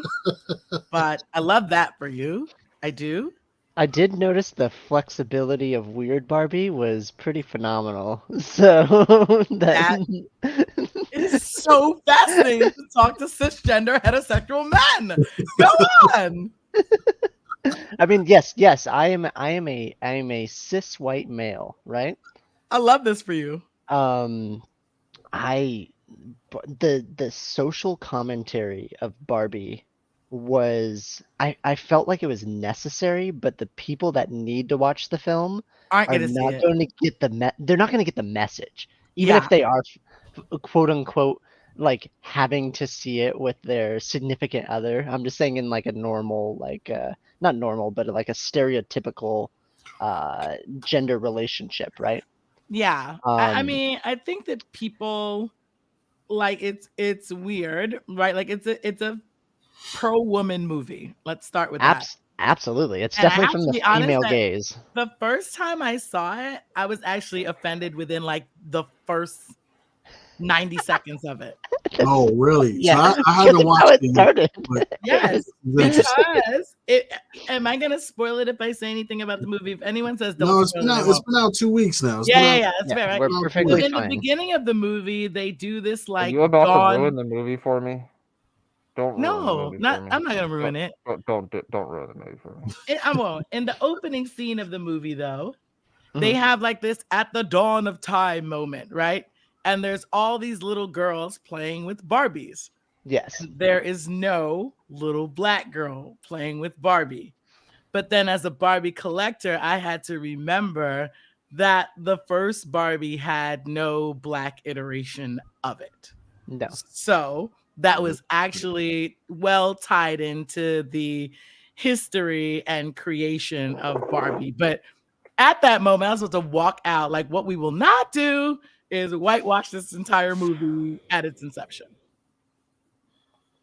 But it wasn't that at all. It was a great representation of everyone, every iteration or identity of woman. I thought it was good. The host was always wrong. So what I'm hearing about the movie also is that it goes against what a lot of people are claiming is terrible about Disney in terms of woke agenda and stuff of that nature. Barbie actually enhances it and plays to it and has been successful, and so it speaks in the face of people saying that movies that are focused on agenda can't make money and can't do things. Is that a part of the movie? Again, I haven't seen it yet, so I'm just. Oh, you haven't seen Barbie? Yeah, I haven't seen. Have you? Either. Oh, you haven't seen Oppenheimer? Oh, you got to see both, like soon, immediately, if not sooner. Then I'll try to keep it spoiler. No. It's been 2 weeks. It's been 2 weeks. You're not willing to put forth your money so I win the bet? Is that what you're doing? You really think that your $18.50 to go watch an amazing movie is not going to help you lose? What's the number at right now, Matt? Yeah, if you can update us, that'd be nice. Demanding. Can't work in this I thought that instead of misspelling who's and enough, or who's always wrong and putting an H after wrong, I thought that you had enough time to. There we go. Oh damn! Oh, okay. I'm only $80,000 away, and I still have 6 or 7 days to go. Fair. Okay. It's actually close to $500,000 after 3 weeks. It's a great movie. 2 weeks. It's been 2 weeks, sir. And quite frankly, it's not playing in Japan because they got the 3D version. Oh my God, Grinch! Yo, wow! I just got it. Holy cow! Oh my God, I want to hire you for our holiday party. Yo, listen. That was dark, bro. So is Oppenheimer going to win every award this year? It's gonna win a lot. Oh, my joke was dark. Did you watch the Titanic? Bye, Jack. Can I have an unpopular opinion moment about these movies? Sure, go for it. Because it ties into cosplay and stuff. I hate it. I'm sorry. Was she gonna say something? The hate is real with this one. She was going to give an unpopular opinion about my bet. We are not going to have. You were going to give an unpopular opinion on my bet. If I had any kind of control of this over this channel, this is the first guest that has returned to our show, and the disrespect coming from the Grinch. It's actually an official. She's actually an official family member now because she did not respond to my last message. My mom. I'm a Bronx girl. Not even the Grinch would come to my hood, so it's all good. Let's roll up the sleeves, folks. We're going to the backyard. It's all good. The Grinch never came to the Bronx. Maybe that's why my mom likes you. She's from Queens. There we go. So Grinchy only stayed in the suburbs. Grinchy never came to the hood, so it's all right. I couldn't afford it. I'm sorry that movie was terrible. What is your unpopular opinion? I do want to hear it. Indiana Jones sucked. Oh, that's. I don't think that's an unpopular opinion. I mean, it may be unpopular, but it's a so many prevalent people like it. opinion. I'm like Harrison Ford. Like this looks like Weekend at Bernie's. Let this man die. Oh my God! Who now? Look That's at not this. even. That's not even unpopular. All of my friend group said the same thing. Okay, awesome. I don't feel alone then. Cool. No, you're not. You're not. 11 million worldwide after 2 weeks. Because Barbie was dope. Now, Kyle, wasn't part of our bet that Barbie was going to kick the shit out of Oppenheimer as well? It wasn't part of the bet. It was not part of the bet. The bet was solely on Oppenheimer. You were saying it was a flap and would not make 500 million. But I said it was a hit. Why would you have thought that? You know how many movies about like historical movies in America do quite well. Well, so my thinking was sitting there wearing a sorting hat. My thinking was Barbie and Oppenheimer are opening the same week. Barbie was going to crush the shit out of it, which it did, but people still went to see Oppenheimer. But two very different populations went to see those two movies. So again, you're talking about a sophisticated individual watching a movie about history and someone that, has the brain cell of a squirrel. I don't have the brain cells of said squirrel. Oh, I'm sorry. Also, my friend group. A cat? My friend group actually double watched Barbie and didn't see Oppenheimer. Barbie was great. So I'm throwing that out there. There's more of my friends that have rewatched Barbie than have watched so double watched it, and after being on this show for 2 years, I've never been so insulted. Why do you have on a non-Slytherin Oh, shit. Why didn't I just put that on for this? I have. Why do you have on a non-Slytherin robe? That's the only one I had available for our quick change. No. You're banned from our house. That's not and you said that you had a bigger brain than a squirrel? Yeah, I have a whole Harry Potter getup. I don't know why I didn't think about putting that on. It's dumb. I could have wore my my Harry Potter sweater as well. Yeah, I didn't think about that. We must have Harry Potter night here. That's my problem is like I'm technically still part of SAG, so I'm not supposed to promote. Oh, so you can't. Yeah. Well, you're on strike now. Nobody's gonna bother you. That's fair. Yeah, nobody else. I'll promote for you. Pay your writers. Okay. Minus Grinch, is this a safe space? Can I share a small anecdote with you guys really quickly? I would say this is a very safe space where all right. No, I don't think it's safe, but so I work in tech and I have a major go live coming this weekend. So I've been working like crazy. So I got really hungry. And like before this, I'm like, all right, I'm not ordering food. I'm going to just see what I have in my pantry, like snack wise. Right. So at first I thought I would make risotto, but then I realized that every homemade stock that I have is in the freezer and frozen. Bougie moment number one. Okay. Then I went to look at the snacks that I have. You guys have to see this because I'm actually sort of embarrassed. You ready for the snacks that I found in my cabinet? Let's see these go for it. bougie snacks. Well, I have goose liver pate from Hungary. Oh my God. Pate. Delicious. I have anchovy cream from France. Love it.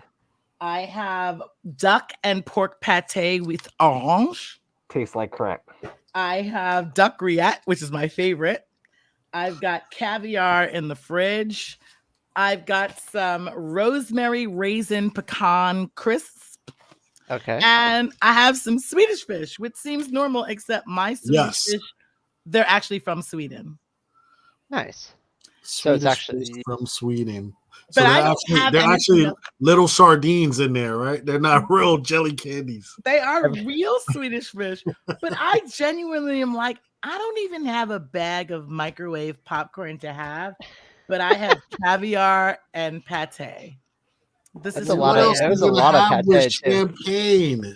Grinch, give me some popcorn at least. That would go great with this wine. I've got him and that I'm mutant sorry, mayhem. this is for the bottom feeders.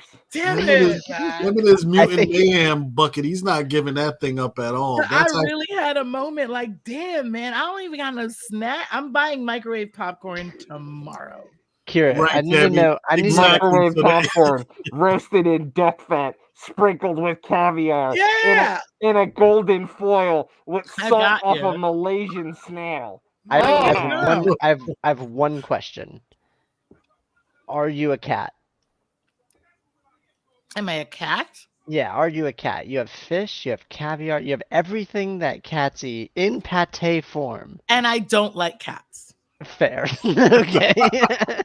I mean, honestly, who asked someone, "Are you a cat?" Are you a cat? I don't like cats. You know And what? actually, you know what? I think I would actually like the temperament of cats. Okay. But two things. One, I'm highly allergic to them. I also am. And two, I feel like if I house and feed you, you should show me a little gratitude. Instead of being a little shit. Yeah, like I can't have to put a bell on you to know where you are in my home. Like that just doesn't work for me. And then I'm black, so a cat in a kitchen just doesn't work for me. So cats, they Knocking can't be shit all over over. the place. like I'm just all saying walking like- everything was very fish based and What if I It did is, that right? before? But If like I I said it. have a huge tin of caviar. I had some friends up at my parents' house, and I Uh-huh. made deviled eggs with caviar. But I bought a lot of caviar, so I have a lot of that. But I don't have any of the things that I would eat caviar with. So I have nothing, and No Takis in there. You don't have any No. Takis. I don't have any. Can you put the Doritos. pate? Can I've you put the got pate on the crisps? nothing. Hey, listen, you just need to settle for what the bodega on the corner has and just go get yourself some really good I snacks. live in an uppity ass neighborhood. We don't have no bodega. And everything closes at 8. Oh my God.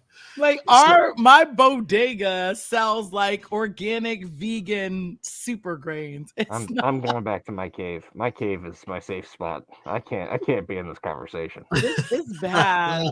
Also, fun fact: nobody that grew up in New York would ever call a corner store a bodega. That's a new word. I grew up in the slums of Reading. They were bodegas. Yes, Reading, Pennsylvania. Oh my God. If I couldn't get Reading- empanadas there's a for Red- $1.50, I wasn't going in there. There's oh a my Reading God. The right next to me. pasteles coming down the street. Pasteles. Well, you Oh, live in so Harlem. good. You from Harlem? Yeah. Oh, so good. Where they at right now? You from Harlem or the Heights with that one? Yup. Harlem all day. So, all right, let's bring it back to entertainment, wine, cheese, comics, please, or everything pop culture. We're coming up on the close of the show.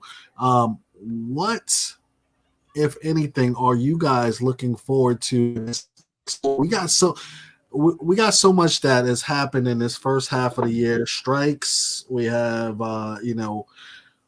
I think Barbie and Oppenheimer has been, besides We the didn't Miles do our Morales Barbie. movie. Our Barbie. Well, I guess because you didn't watch Barbie or Oppenheimer. Matt, have you seen either of the two? I've definitely seen He saw Oppenheimer, both of them. and I've seen You've s- Barbie. Okay. Can we just like the three of us? Can we say what we like rated the movie? Because that's No. usually our shtick. Okay. And then I definitely want to jump into that next. Like literally, I just want to like praise Barbie, to be honest. Like I gave it an 8 out of 10, and I'm harsh on movies. So you gave it an 8 out of 10. What made it an 8 for you? Every aspect of the movie, but the plot. I wasn't a big fan of the plot, and the ending was kind of whatever. But at the same time, like what I was saying earlier, the dialogue was fantastic. The little innuendos of like there were aspects that related Barbie to like the Barbie video games. There was like shout outs to the creator, to like the early Barbies, to the later ones, to everybody thought when they were watching the movie that it was going to be the daughter, right? And it turns out to be the mom. And it's like, oh no, you're the one that I'm looking for. And it was really quickly. Was Barbie a children's movie or at all, or no? No, it starts like a children's movie, but rapidly. I mean, there's like I feel like 10 and up for girls, like Yeah. 13 or 14 or 16 and up for boys. I was Even though boys need to see it. I Okay. think Not for kids.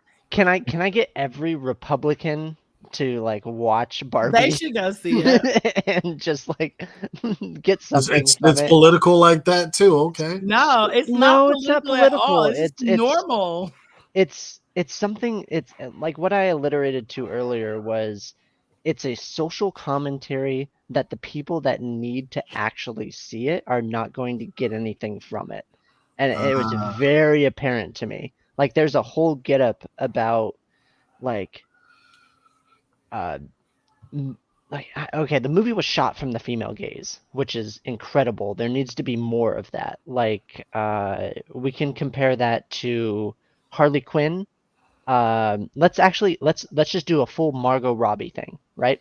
So it's kind of like Think Like a Man. No. Margot Like Robbie a Man was written by men. Fair.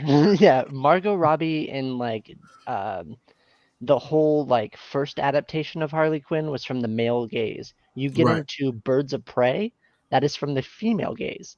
And you can tell because the dialogue, because the outfit isn't this like skimpy getup, it's like fashionable and she feels comfortable in it. And you can see the whole like kind of full circle of it's refreshing is what I'm saying. Okay. And I wish that there was more films like it. There is. It's called Wolf of Wall Street. That's also male gaze. Wolf of Wall Street. Fucking crazy. Oh my god. I understand, but it's watch Barbie and like literally rewatch the last like 30 seconds of what I said and then watch Barbie, because you need to look at it from a different perspective. It was a fantastic movie, and I can't wait to see it again and see it from a different perspective. I hate colors, and there was so much damn color in that film that I was out. The colors are too much for.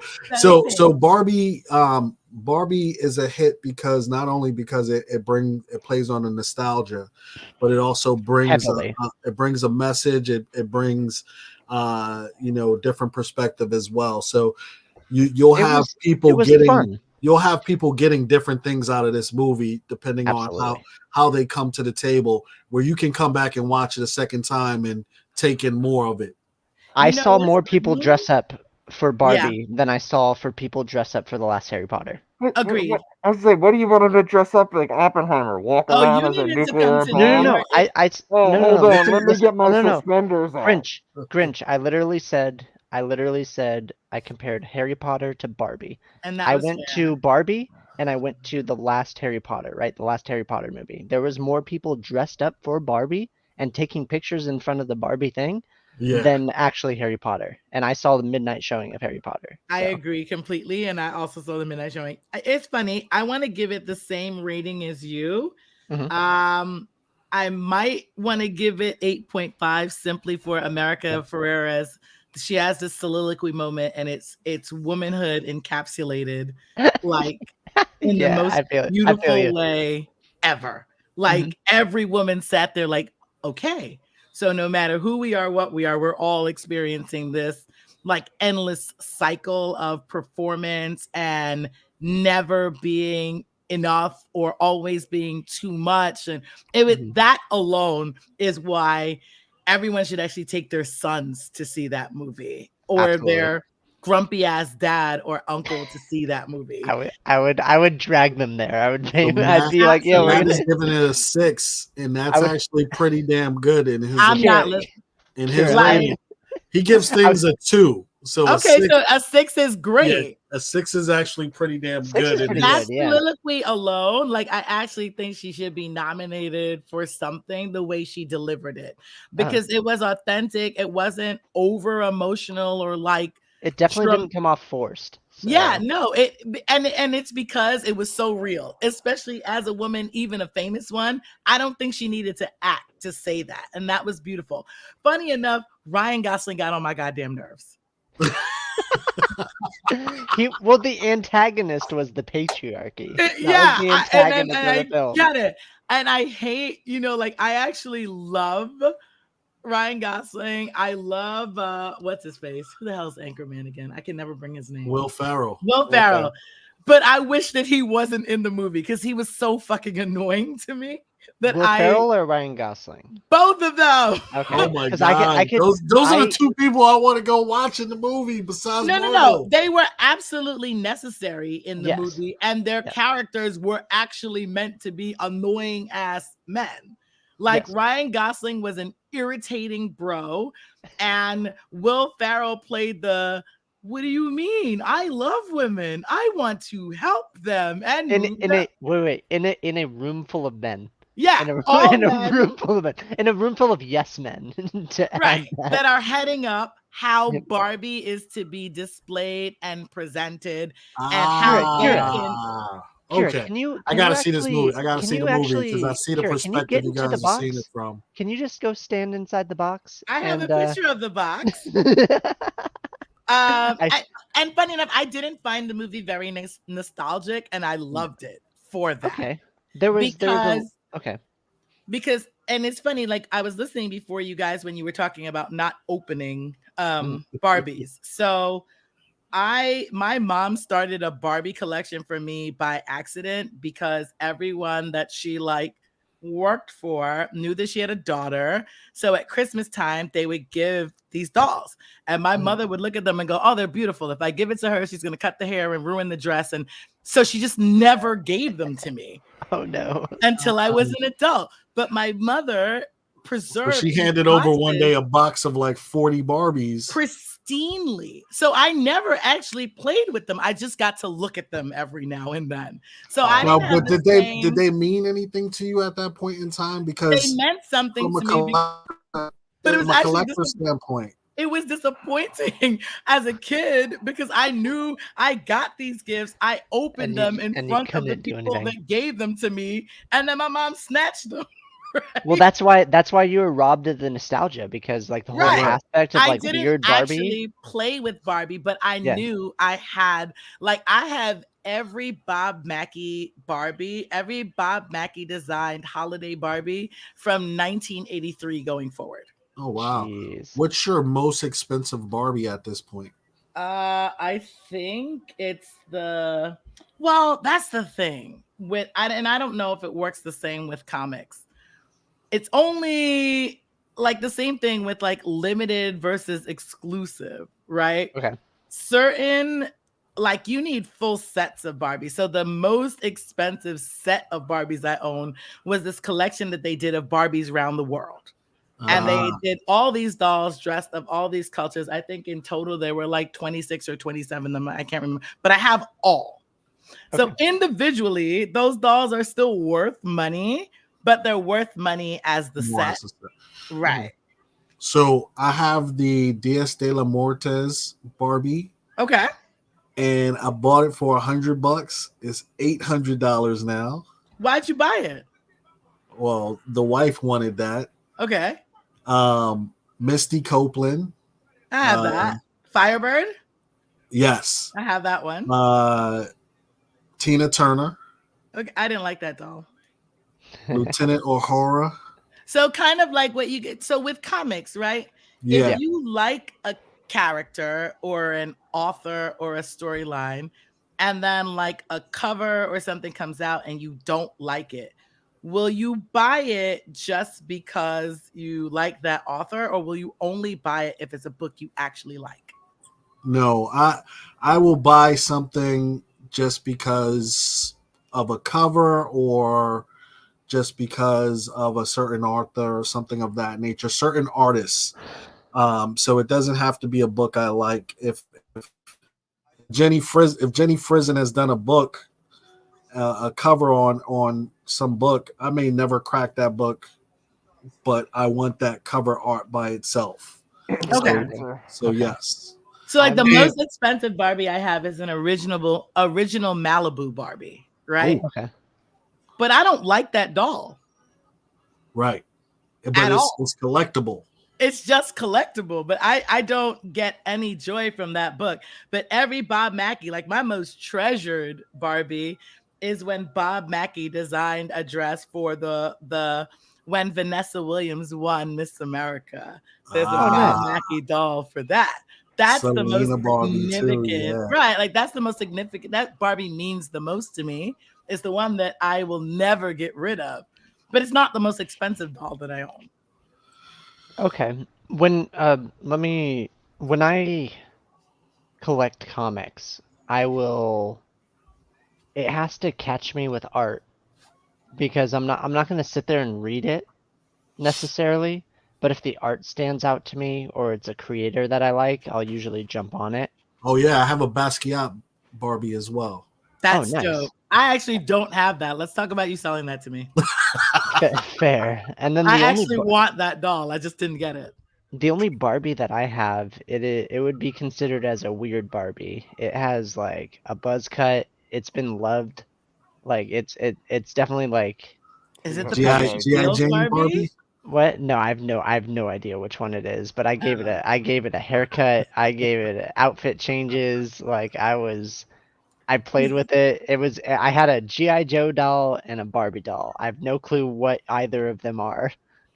But they are not in great shape because they were genderless at that time. I enjoyed my toys. So you touched on something earlier that I love, or Sans did, about like this wasn't considered a woke agenda movie.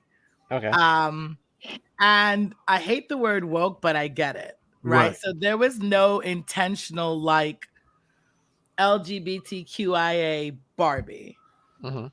But everybody lived together. Like there was a pregnant Barbie. How the hell did she get pregnant? It was Barbie.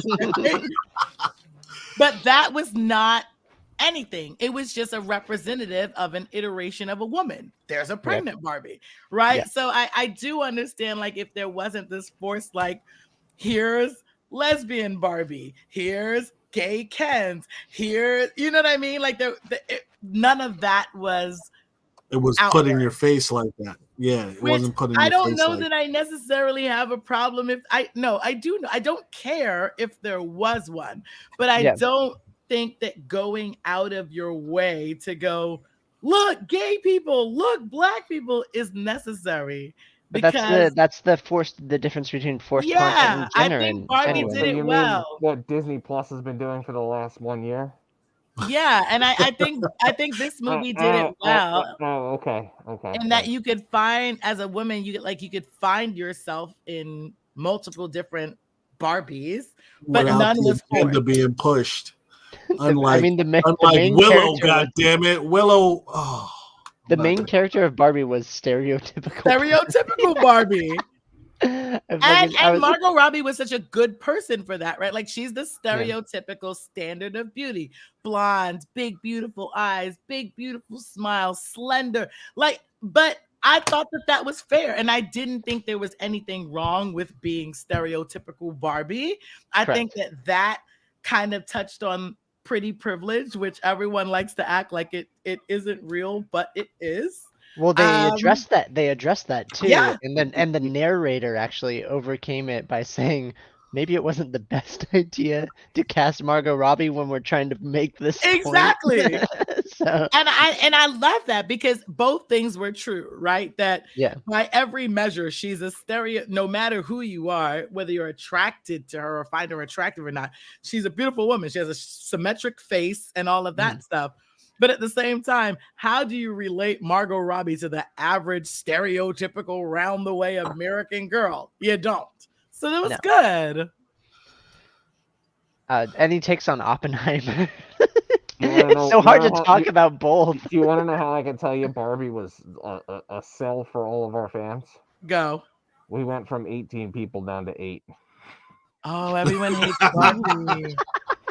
Our fans legitimately said, oh wait, Kyle and this wine girl are gonna come and talk about Barbie for 20 minutes. I'm gonna go paint my toenails. That's the only.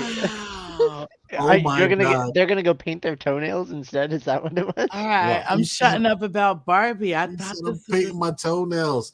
Oh my god! Safe space. So let's talk about. We were transitioning to what's coming this fall. Yeah, and we have something amazing coming. Nope. Yeah, what's up? Matt, can you share what's amazing? No. You goddamn Grinch, press the goddamn button, Matt. No. Sans, you have the same control. You can hit the button. I know. Let's get him out of here. we don't need him anymore. This is what we want to talk about. Kyle, this is your arena. This is your baby, Kyle. Oh, yeah. I freaking love Star Wars. I adore Star Wars. Now, Jonesy McFly, are you a Star Wars fan? Y'all gonna really kick me off the show. I've never seen a Star Wars movie. No way. Wow. And like that, Gone. And there was the moment of Jonesy McFly, Star Wars. I suddenly got less attractive. I know. Oh my God! Well, listen, I wasn't gonna say anything. It was after you downplayed Box Wine, and half our viewership was like, "Well, that's us." So we're gonna get you prepared for what you need for Ahsoka. Now, Ahsoka comes out what, the 20th of this month, Kyle? Yes.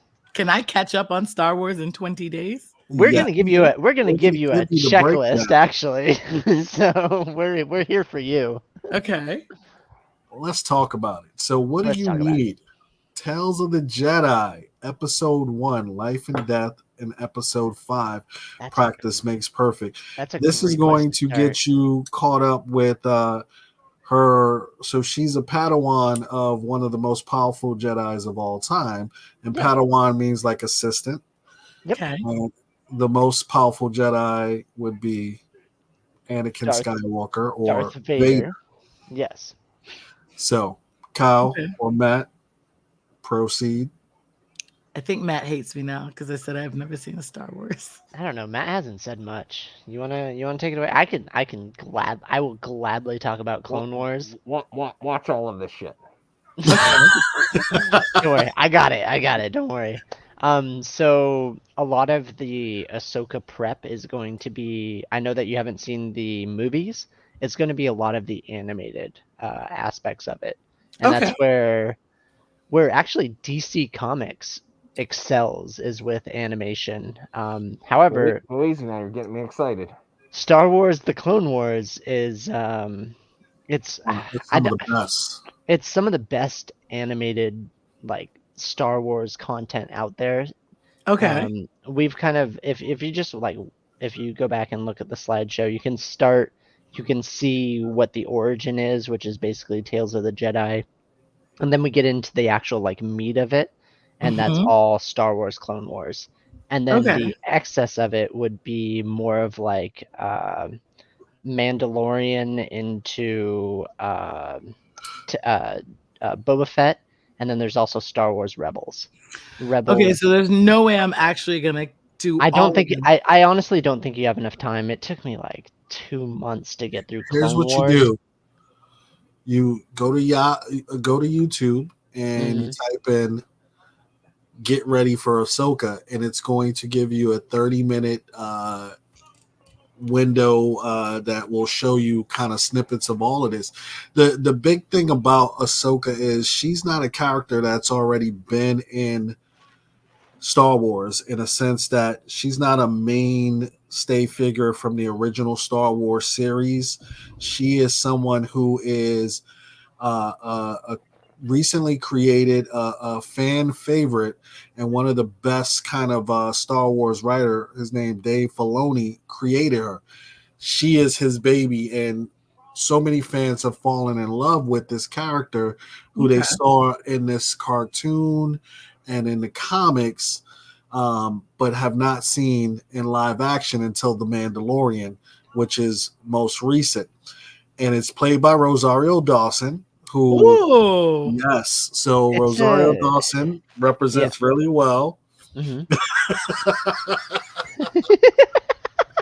And what's great is that the action and the dialogue for what we've gotten so far in terms of how the trailer looks, it looks like it's going to bring some good adventure, because it's going to have, I don't know if we want to call them dark Jedis or what, but there's the whole light and dark side of the Force that you hear about when you watch Star Wars. Yeah, that's kind of going by the wayside a little bit right now.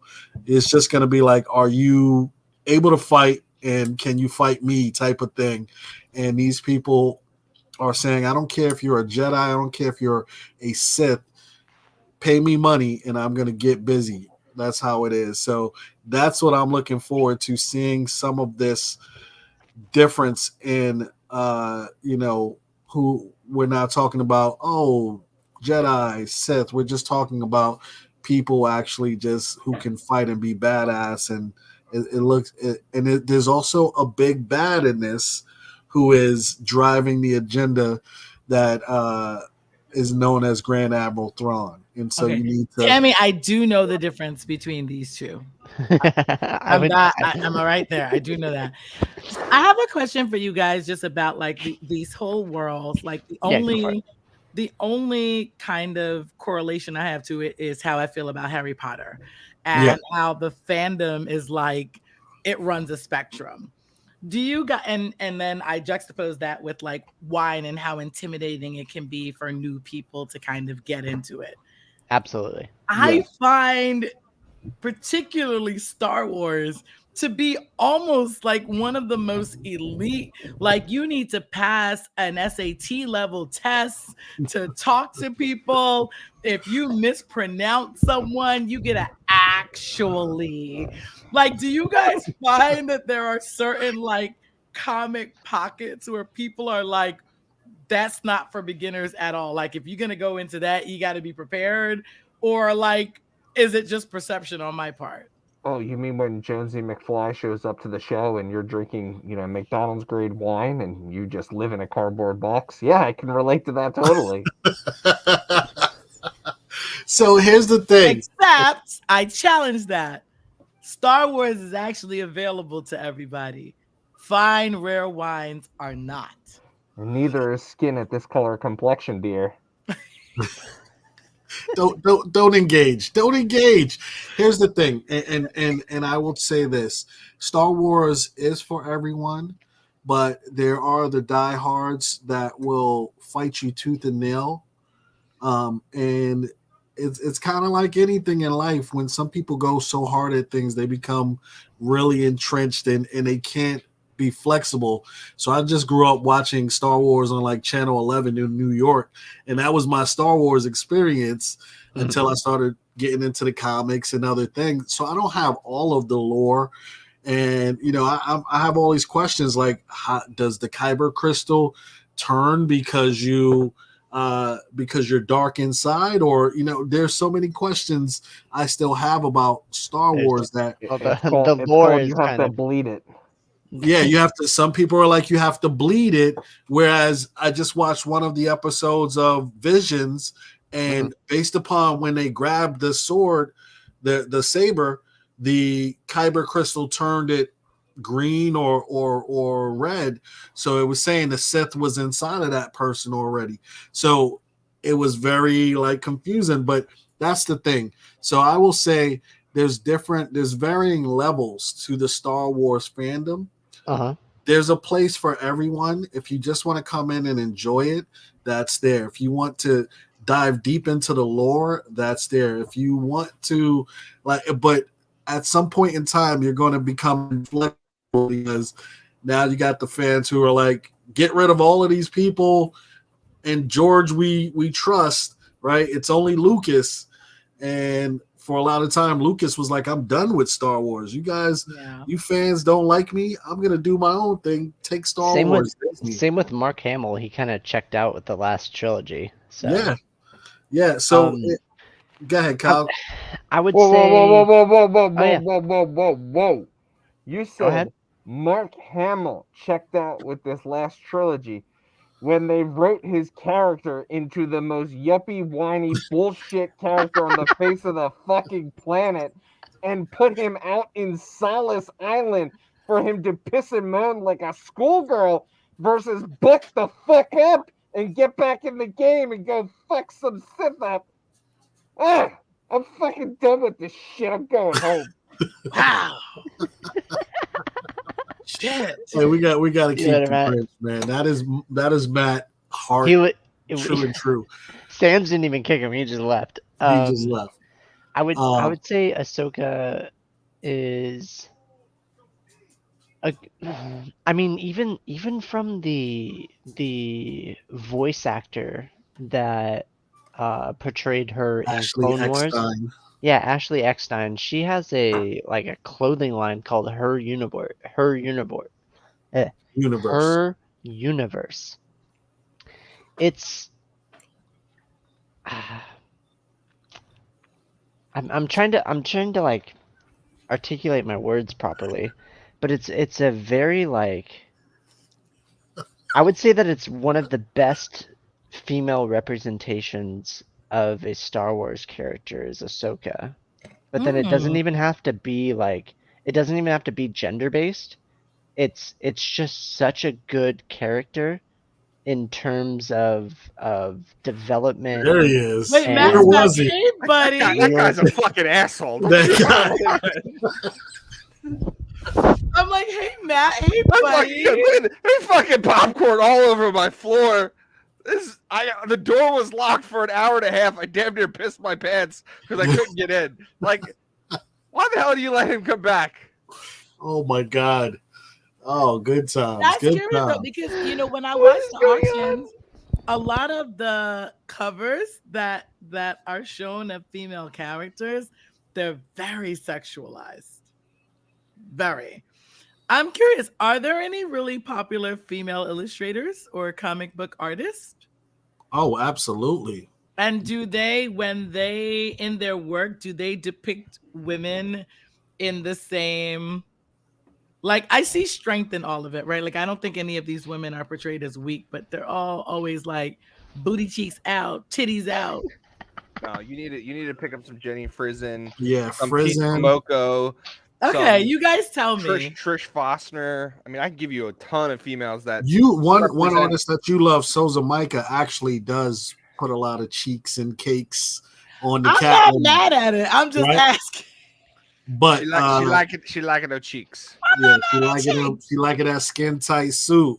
I'm not mad at it. Zoo, thank you, Wolverine. Zoo is great. I met Zoo at New York Comic Con. She was awesome. The answer to your question is there's going to be, and it's going back to what I was saying earlier. There's going to be a lot of male gaze, and there's versus female gaze.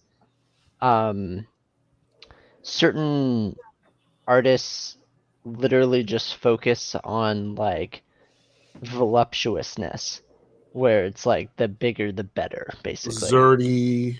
Yeah, and it's even like some artists will actually get like stuck in a particular body kind of like shape and a kind of like orientation of like J. Scott proportions. Campbell. Yeah, J. Scott Campbell will literally draw the same body type on countless different characters. It's the same face, everything.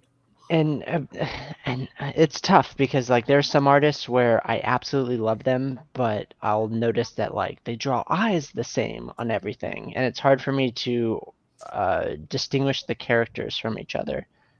But art is interpretive, so you'll find art that you enjoy versus art that like is just not interesting to you. And I think that's where cover collecting starts.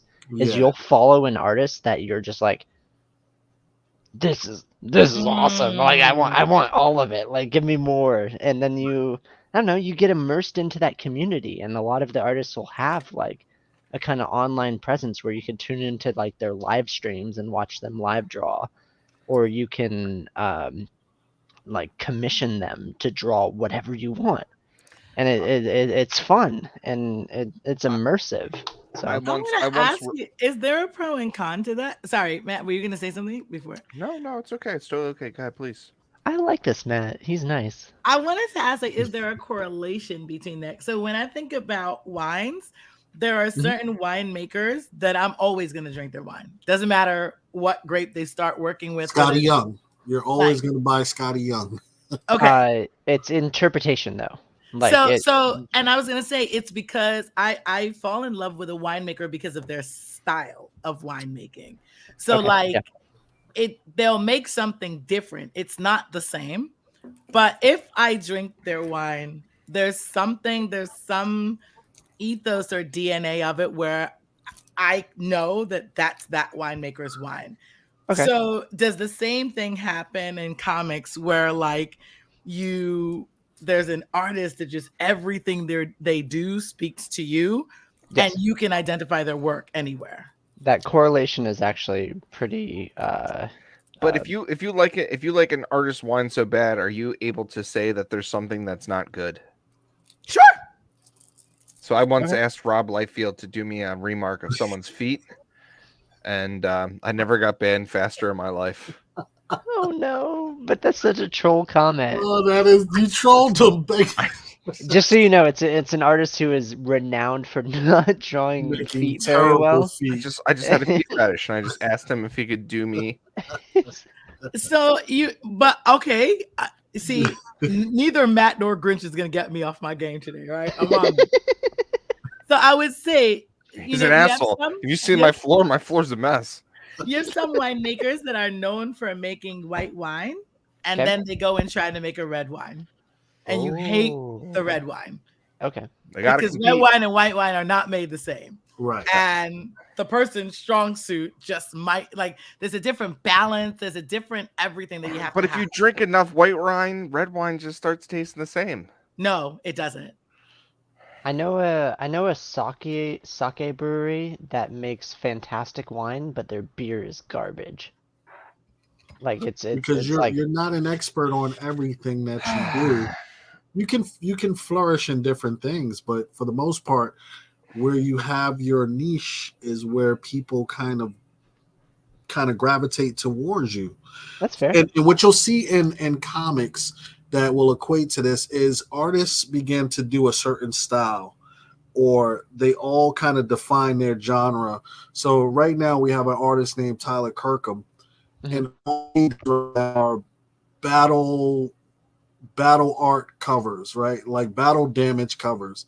And now you're like, okay, that's Tyler Kirkham's battle damage. Please stop doing it. But every character he comes out with battle damage Robin, and one or two of them will look great, and you're like, okay, I'm done with it. But the trend continues and continues until you're like, God damn, I'm done with this. The other thing with comics that you'll see, and it's much like wines, there's a copycat approach to things too, right? Like homage of a homage of a homage of a homage. Like, son of a bitch, I don't want to see any more homages of ASM 300. But there are people who actually collect ASM 300 homages.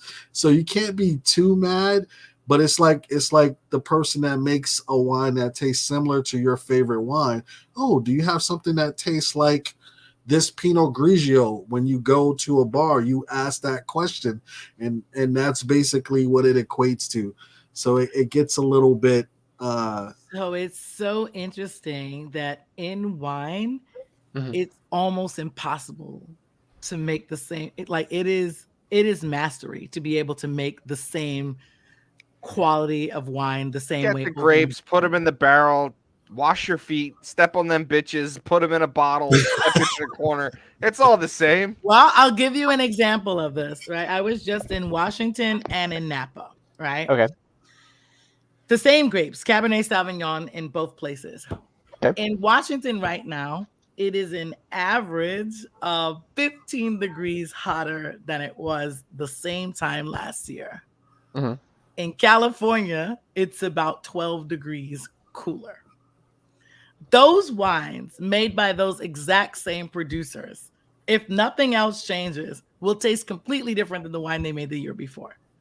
Absolutely. Because the variant in wine is weather. You could have the best growing season, and if it rains for a week before harvest, it's ruined. So that you have to have that, because then there's no point between buying the 15-year-old bottle of wine, the 12-year-old bottle of wine, the 10-year-old bottle of 8. It's like you buy the 1 in 100 because it's the 1 in 100. You get it during that time, the variant. during that Well, year. no, that's the thing. Wine would make sense if it was more of that, but wine, the price is driven up simply by people with a lot of money deciding that something is exceptionally good. Oh, so that's exactly what comic books are. Yes. I got a comic influence and I got a wine influence. Either way, you explain comics correct. And it's oh my God. So this is funny because it's infuriating to collectors. You have a whole channel. People that actually drink. You have a whole channel dedicated to telling you what's hot right now, but nobody reads that shit. Everybody that's watching just went like this and like, right? Yeah, no, that happened. These 10 books are absolutely hot, but they haven't even come out yet. They were at San Diego Comic-Con. How do you know they're hot? For wine, it's James Suckling and Robert Parker, right? Every year they rate these wines. I hate arbitrary scales. If you're gonna rate one thing an 85 and another thing an 87, what is the difference between an 85 and an 87? Mm-hmm. And if I gave you those exact same wines blind a month from now, would you give every single wine the same score again? And the answer is no. And that's for those of you is literally the concept of grading a comic book. For those of you watching at home, and you get a grade today, it won't be the same a month from now. What is the difference between a 9.4 and a 9.6? I need to know. Yes. And what's the difference between a 9.4 and a 9.2? The grader had sex the night before. Yeah. He ate a steak and got a blowjob. That's legitimately that. Or you were smart enough that you really wanted to push your limit and you put a hundy in the last page just to make sure they look at it. It's wild how much the similarities of what the you just described. It's ridiculous. The subjectivity is what we can't control. But it's also what makes it very difficult for people to get into wine, right? Like, and I'm guilty of it. Look, there was a movie made once upon a time called Somm, right? Mm-hmm. All the men in that movie, with the exception of two, are probably not some of. I've learned more from that small collection of men than 80% of the other stuff I've learned in wine, right? And so much of it today, I think about wines that we've tasted together where I'm like, I didn't really like it. Mm-hmm. But at the time that I tasted it with them, I didn't know that I could say I didn't like it. So I went along with what the expert said, that this is a good wine. And this becomes, herein lies the rub of the influencer. Right? And it's because you think this person is an expert. You think this person is an expert. They've tasted more wine than you. And literally, I can tell you guys endless facts about wines. I can't tell you what tastes good to you. I will never be in control of that. Yeah. So I don't try to. I try to tell you what a well-made wine is, whether it's $500 or $15 for the bottle. I can simply tell you that is a well-made wine. That's not Kool-Aid. It's not mass-produced. They haven't added a bunch of dyes to it. That's just what they made, right? But people are dishonest about it, right? Like you go to a restaurant. Just equated the two markets. They are exactly the same. That's wild. The influencer aspect of it, where the people with money can dictate what is popular and what is not, and they'll come out with their lists every year, is so it overlaps so well between wine and comic books that I'm a little frustrated, actually. Right. I'm like, oh, I thought that this was just like exclusive to like stuff that I'm upset about. This becomes life, my friend. If somebody comes in and says, oh, no, it's also part of this. It makes collecting very hard. Okay. Right. Yeah. Because so it's a collector's issue. But even what you drink, right? Like when people go, I went out to dinner on a Friday night. Okay. At a place that is owned and ran by one of the best sommeliers in the world that happens to be a woman. Okay. And her restaurant is known for like a place where wine geeks go, because there's often like these obscure bottles from places like the Jura and the Loire that are not expensive, but there's very little of it. So, and it's fucking delicious, right? I happen to be seated next to a table of annoying, irritating new money finance and crypto bros. Oh no. And so I had to sit and endure them going through this list. Why? Because they were seated right next to me. I can't move. So why didn't you turn around and just be like, look, I'm out here having a good time. Can you just shut the fuck up? Wait for it, right? So they're going through this list. The level of disrespect is mind-blowing. Like, because they're going through and like, oh God, trash wine. And then I noticed that they bring out for them that they brought a bottle of 2012 Dom Perignon. Now, to me, if you open that, I'll drink it. But on my list of top 25 bottles of champagne that I'd like to drink today, that wine is not on the list, even though it's extremely expensive. It still needs another 5 to 7 years of just being left alone for me. Yet these men are convinced that they know what they're talking about, and they don't. And they can influence other people by making them feel small, by making them feel like, oh, what you like is garbage. You don't know anything. When to me, they're wrong. And I also know that they drink like new money, so they can't actually drink. And then I watched what they ordered for the rest of the night. They would not listen to the sommelier that was suggesting things to them. And every bottle that they ordered with their courses was wrong. I would never pair those things together. It won't taste good. I know what the bottles taste like. I know what the dish is. It's going to conflict. But because the bottle is expensive, they're like dick swinging everywhere. And I'm like, sweetheart, it's small, honey. It's not even hitting my table. Relax. And on that note, ladies and gents, we have come to the end of the show. I never want to go out with you. I will never feel smaller in my entire life. I will have just sit, so much fun. I'll just sit there and be like, you just tell me what to drink so I don't. We are all getting together. You're gonna end it on we are all getting together. I have so much to say. Comic book, cigar. You said enough tonight. And wine. You guys have got to. We're pairing comics, scotches, cigars, and wine. We're doing something as a group. This group is getting together.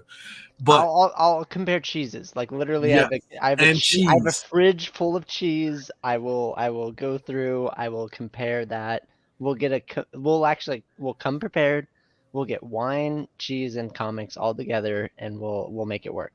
Yes, Tammy. Yes. Let me do some homework. So, yeah. It's gonna take some time. So that's said, I want to thank our special guests, aka first recurring guests on the show, for coming on and hanging out with us. Shout out to our cosplayers who weren't able to make it, but don't ever let that asshole come back. Like we had the Grinch, or let him come back when the cosplayers are here so he could rip into them.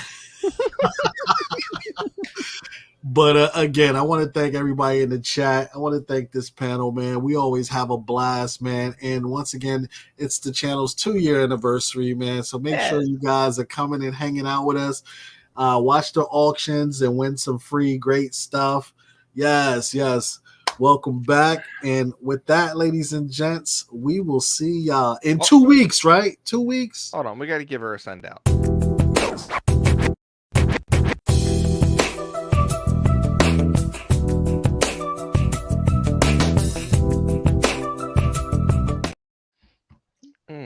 I love my music. Can I? Hey, Matt actually composed that music. It's like I'm about to play that when I walk into the office tomorrow. But you don't understand. That's the Grinch when he sleeps at night when he blows wind. I'm playing that when I walk into the office tomorrow. Like, give me my You got a hair flip too. I'm gonna have a fan like blowing my Jimmy Superfly Snicker unwashed hair. Oh, and you're gonna walk super slow, just like right. It's gonna be slow motion walk. Ways. Good Lord. Well, thank you, chat. We appreciate everybody coming through. Enjoy your life. Deuces.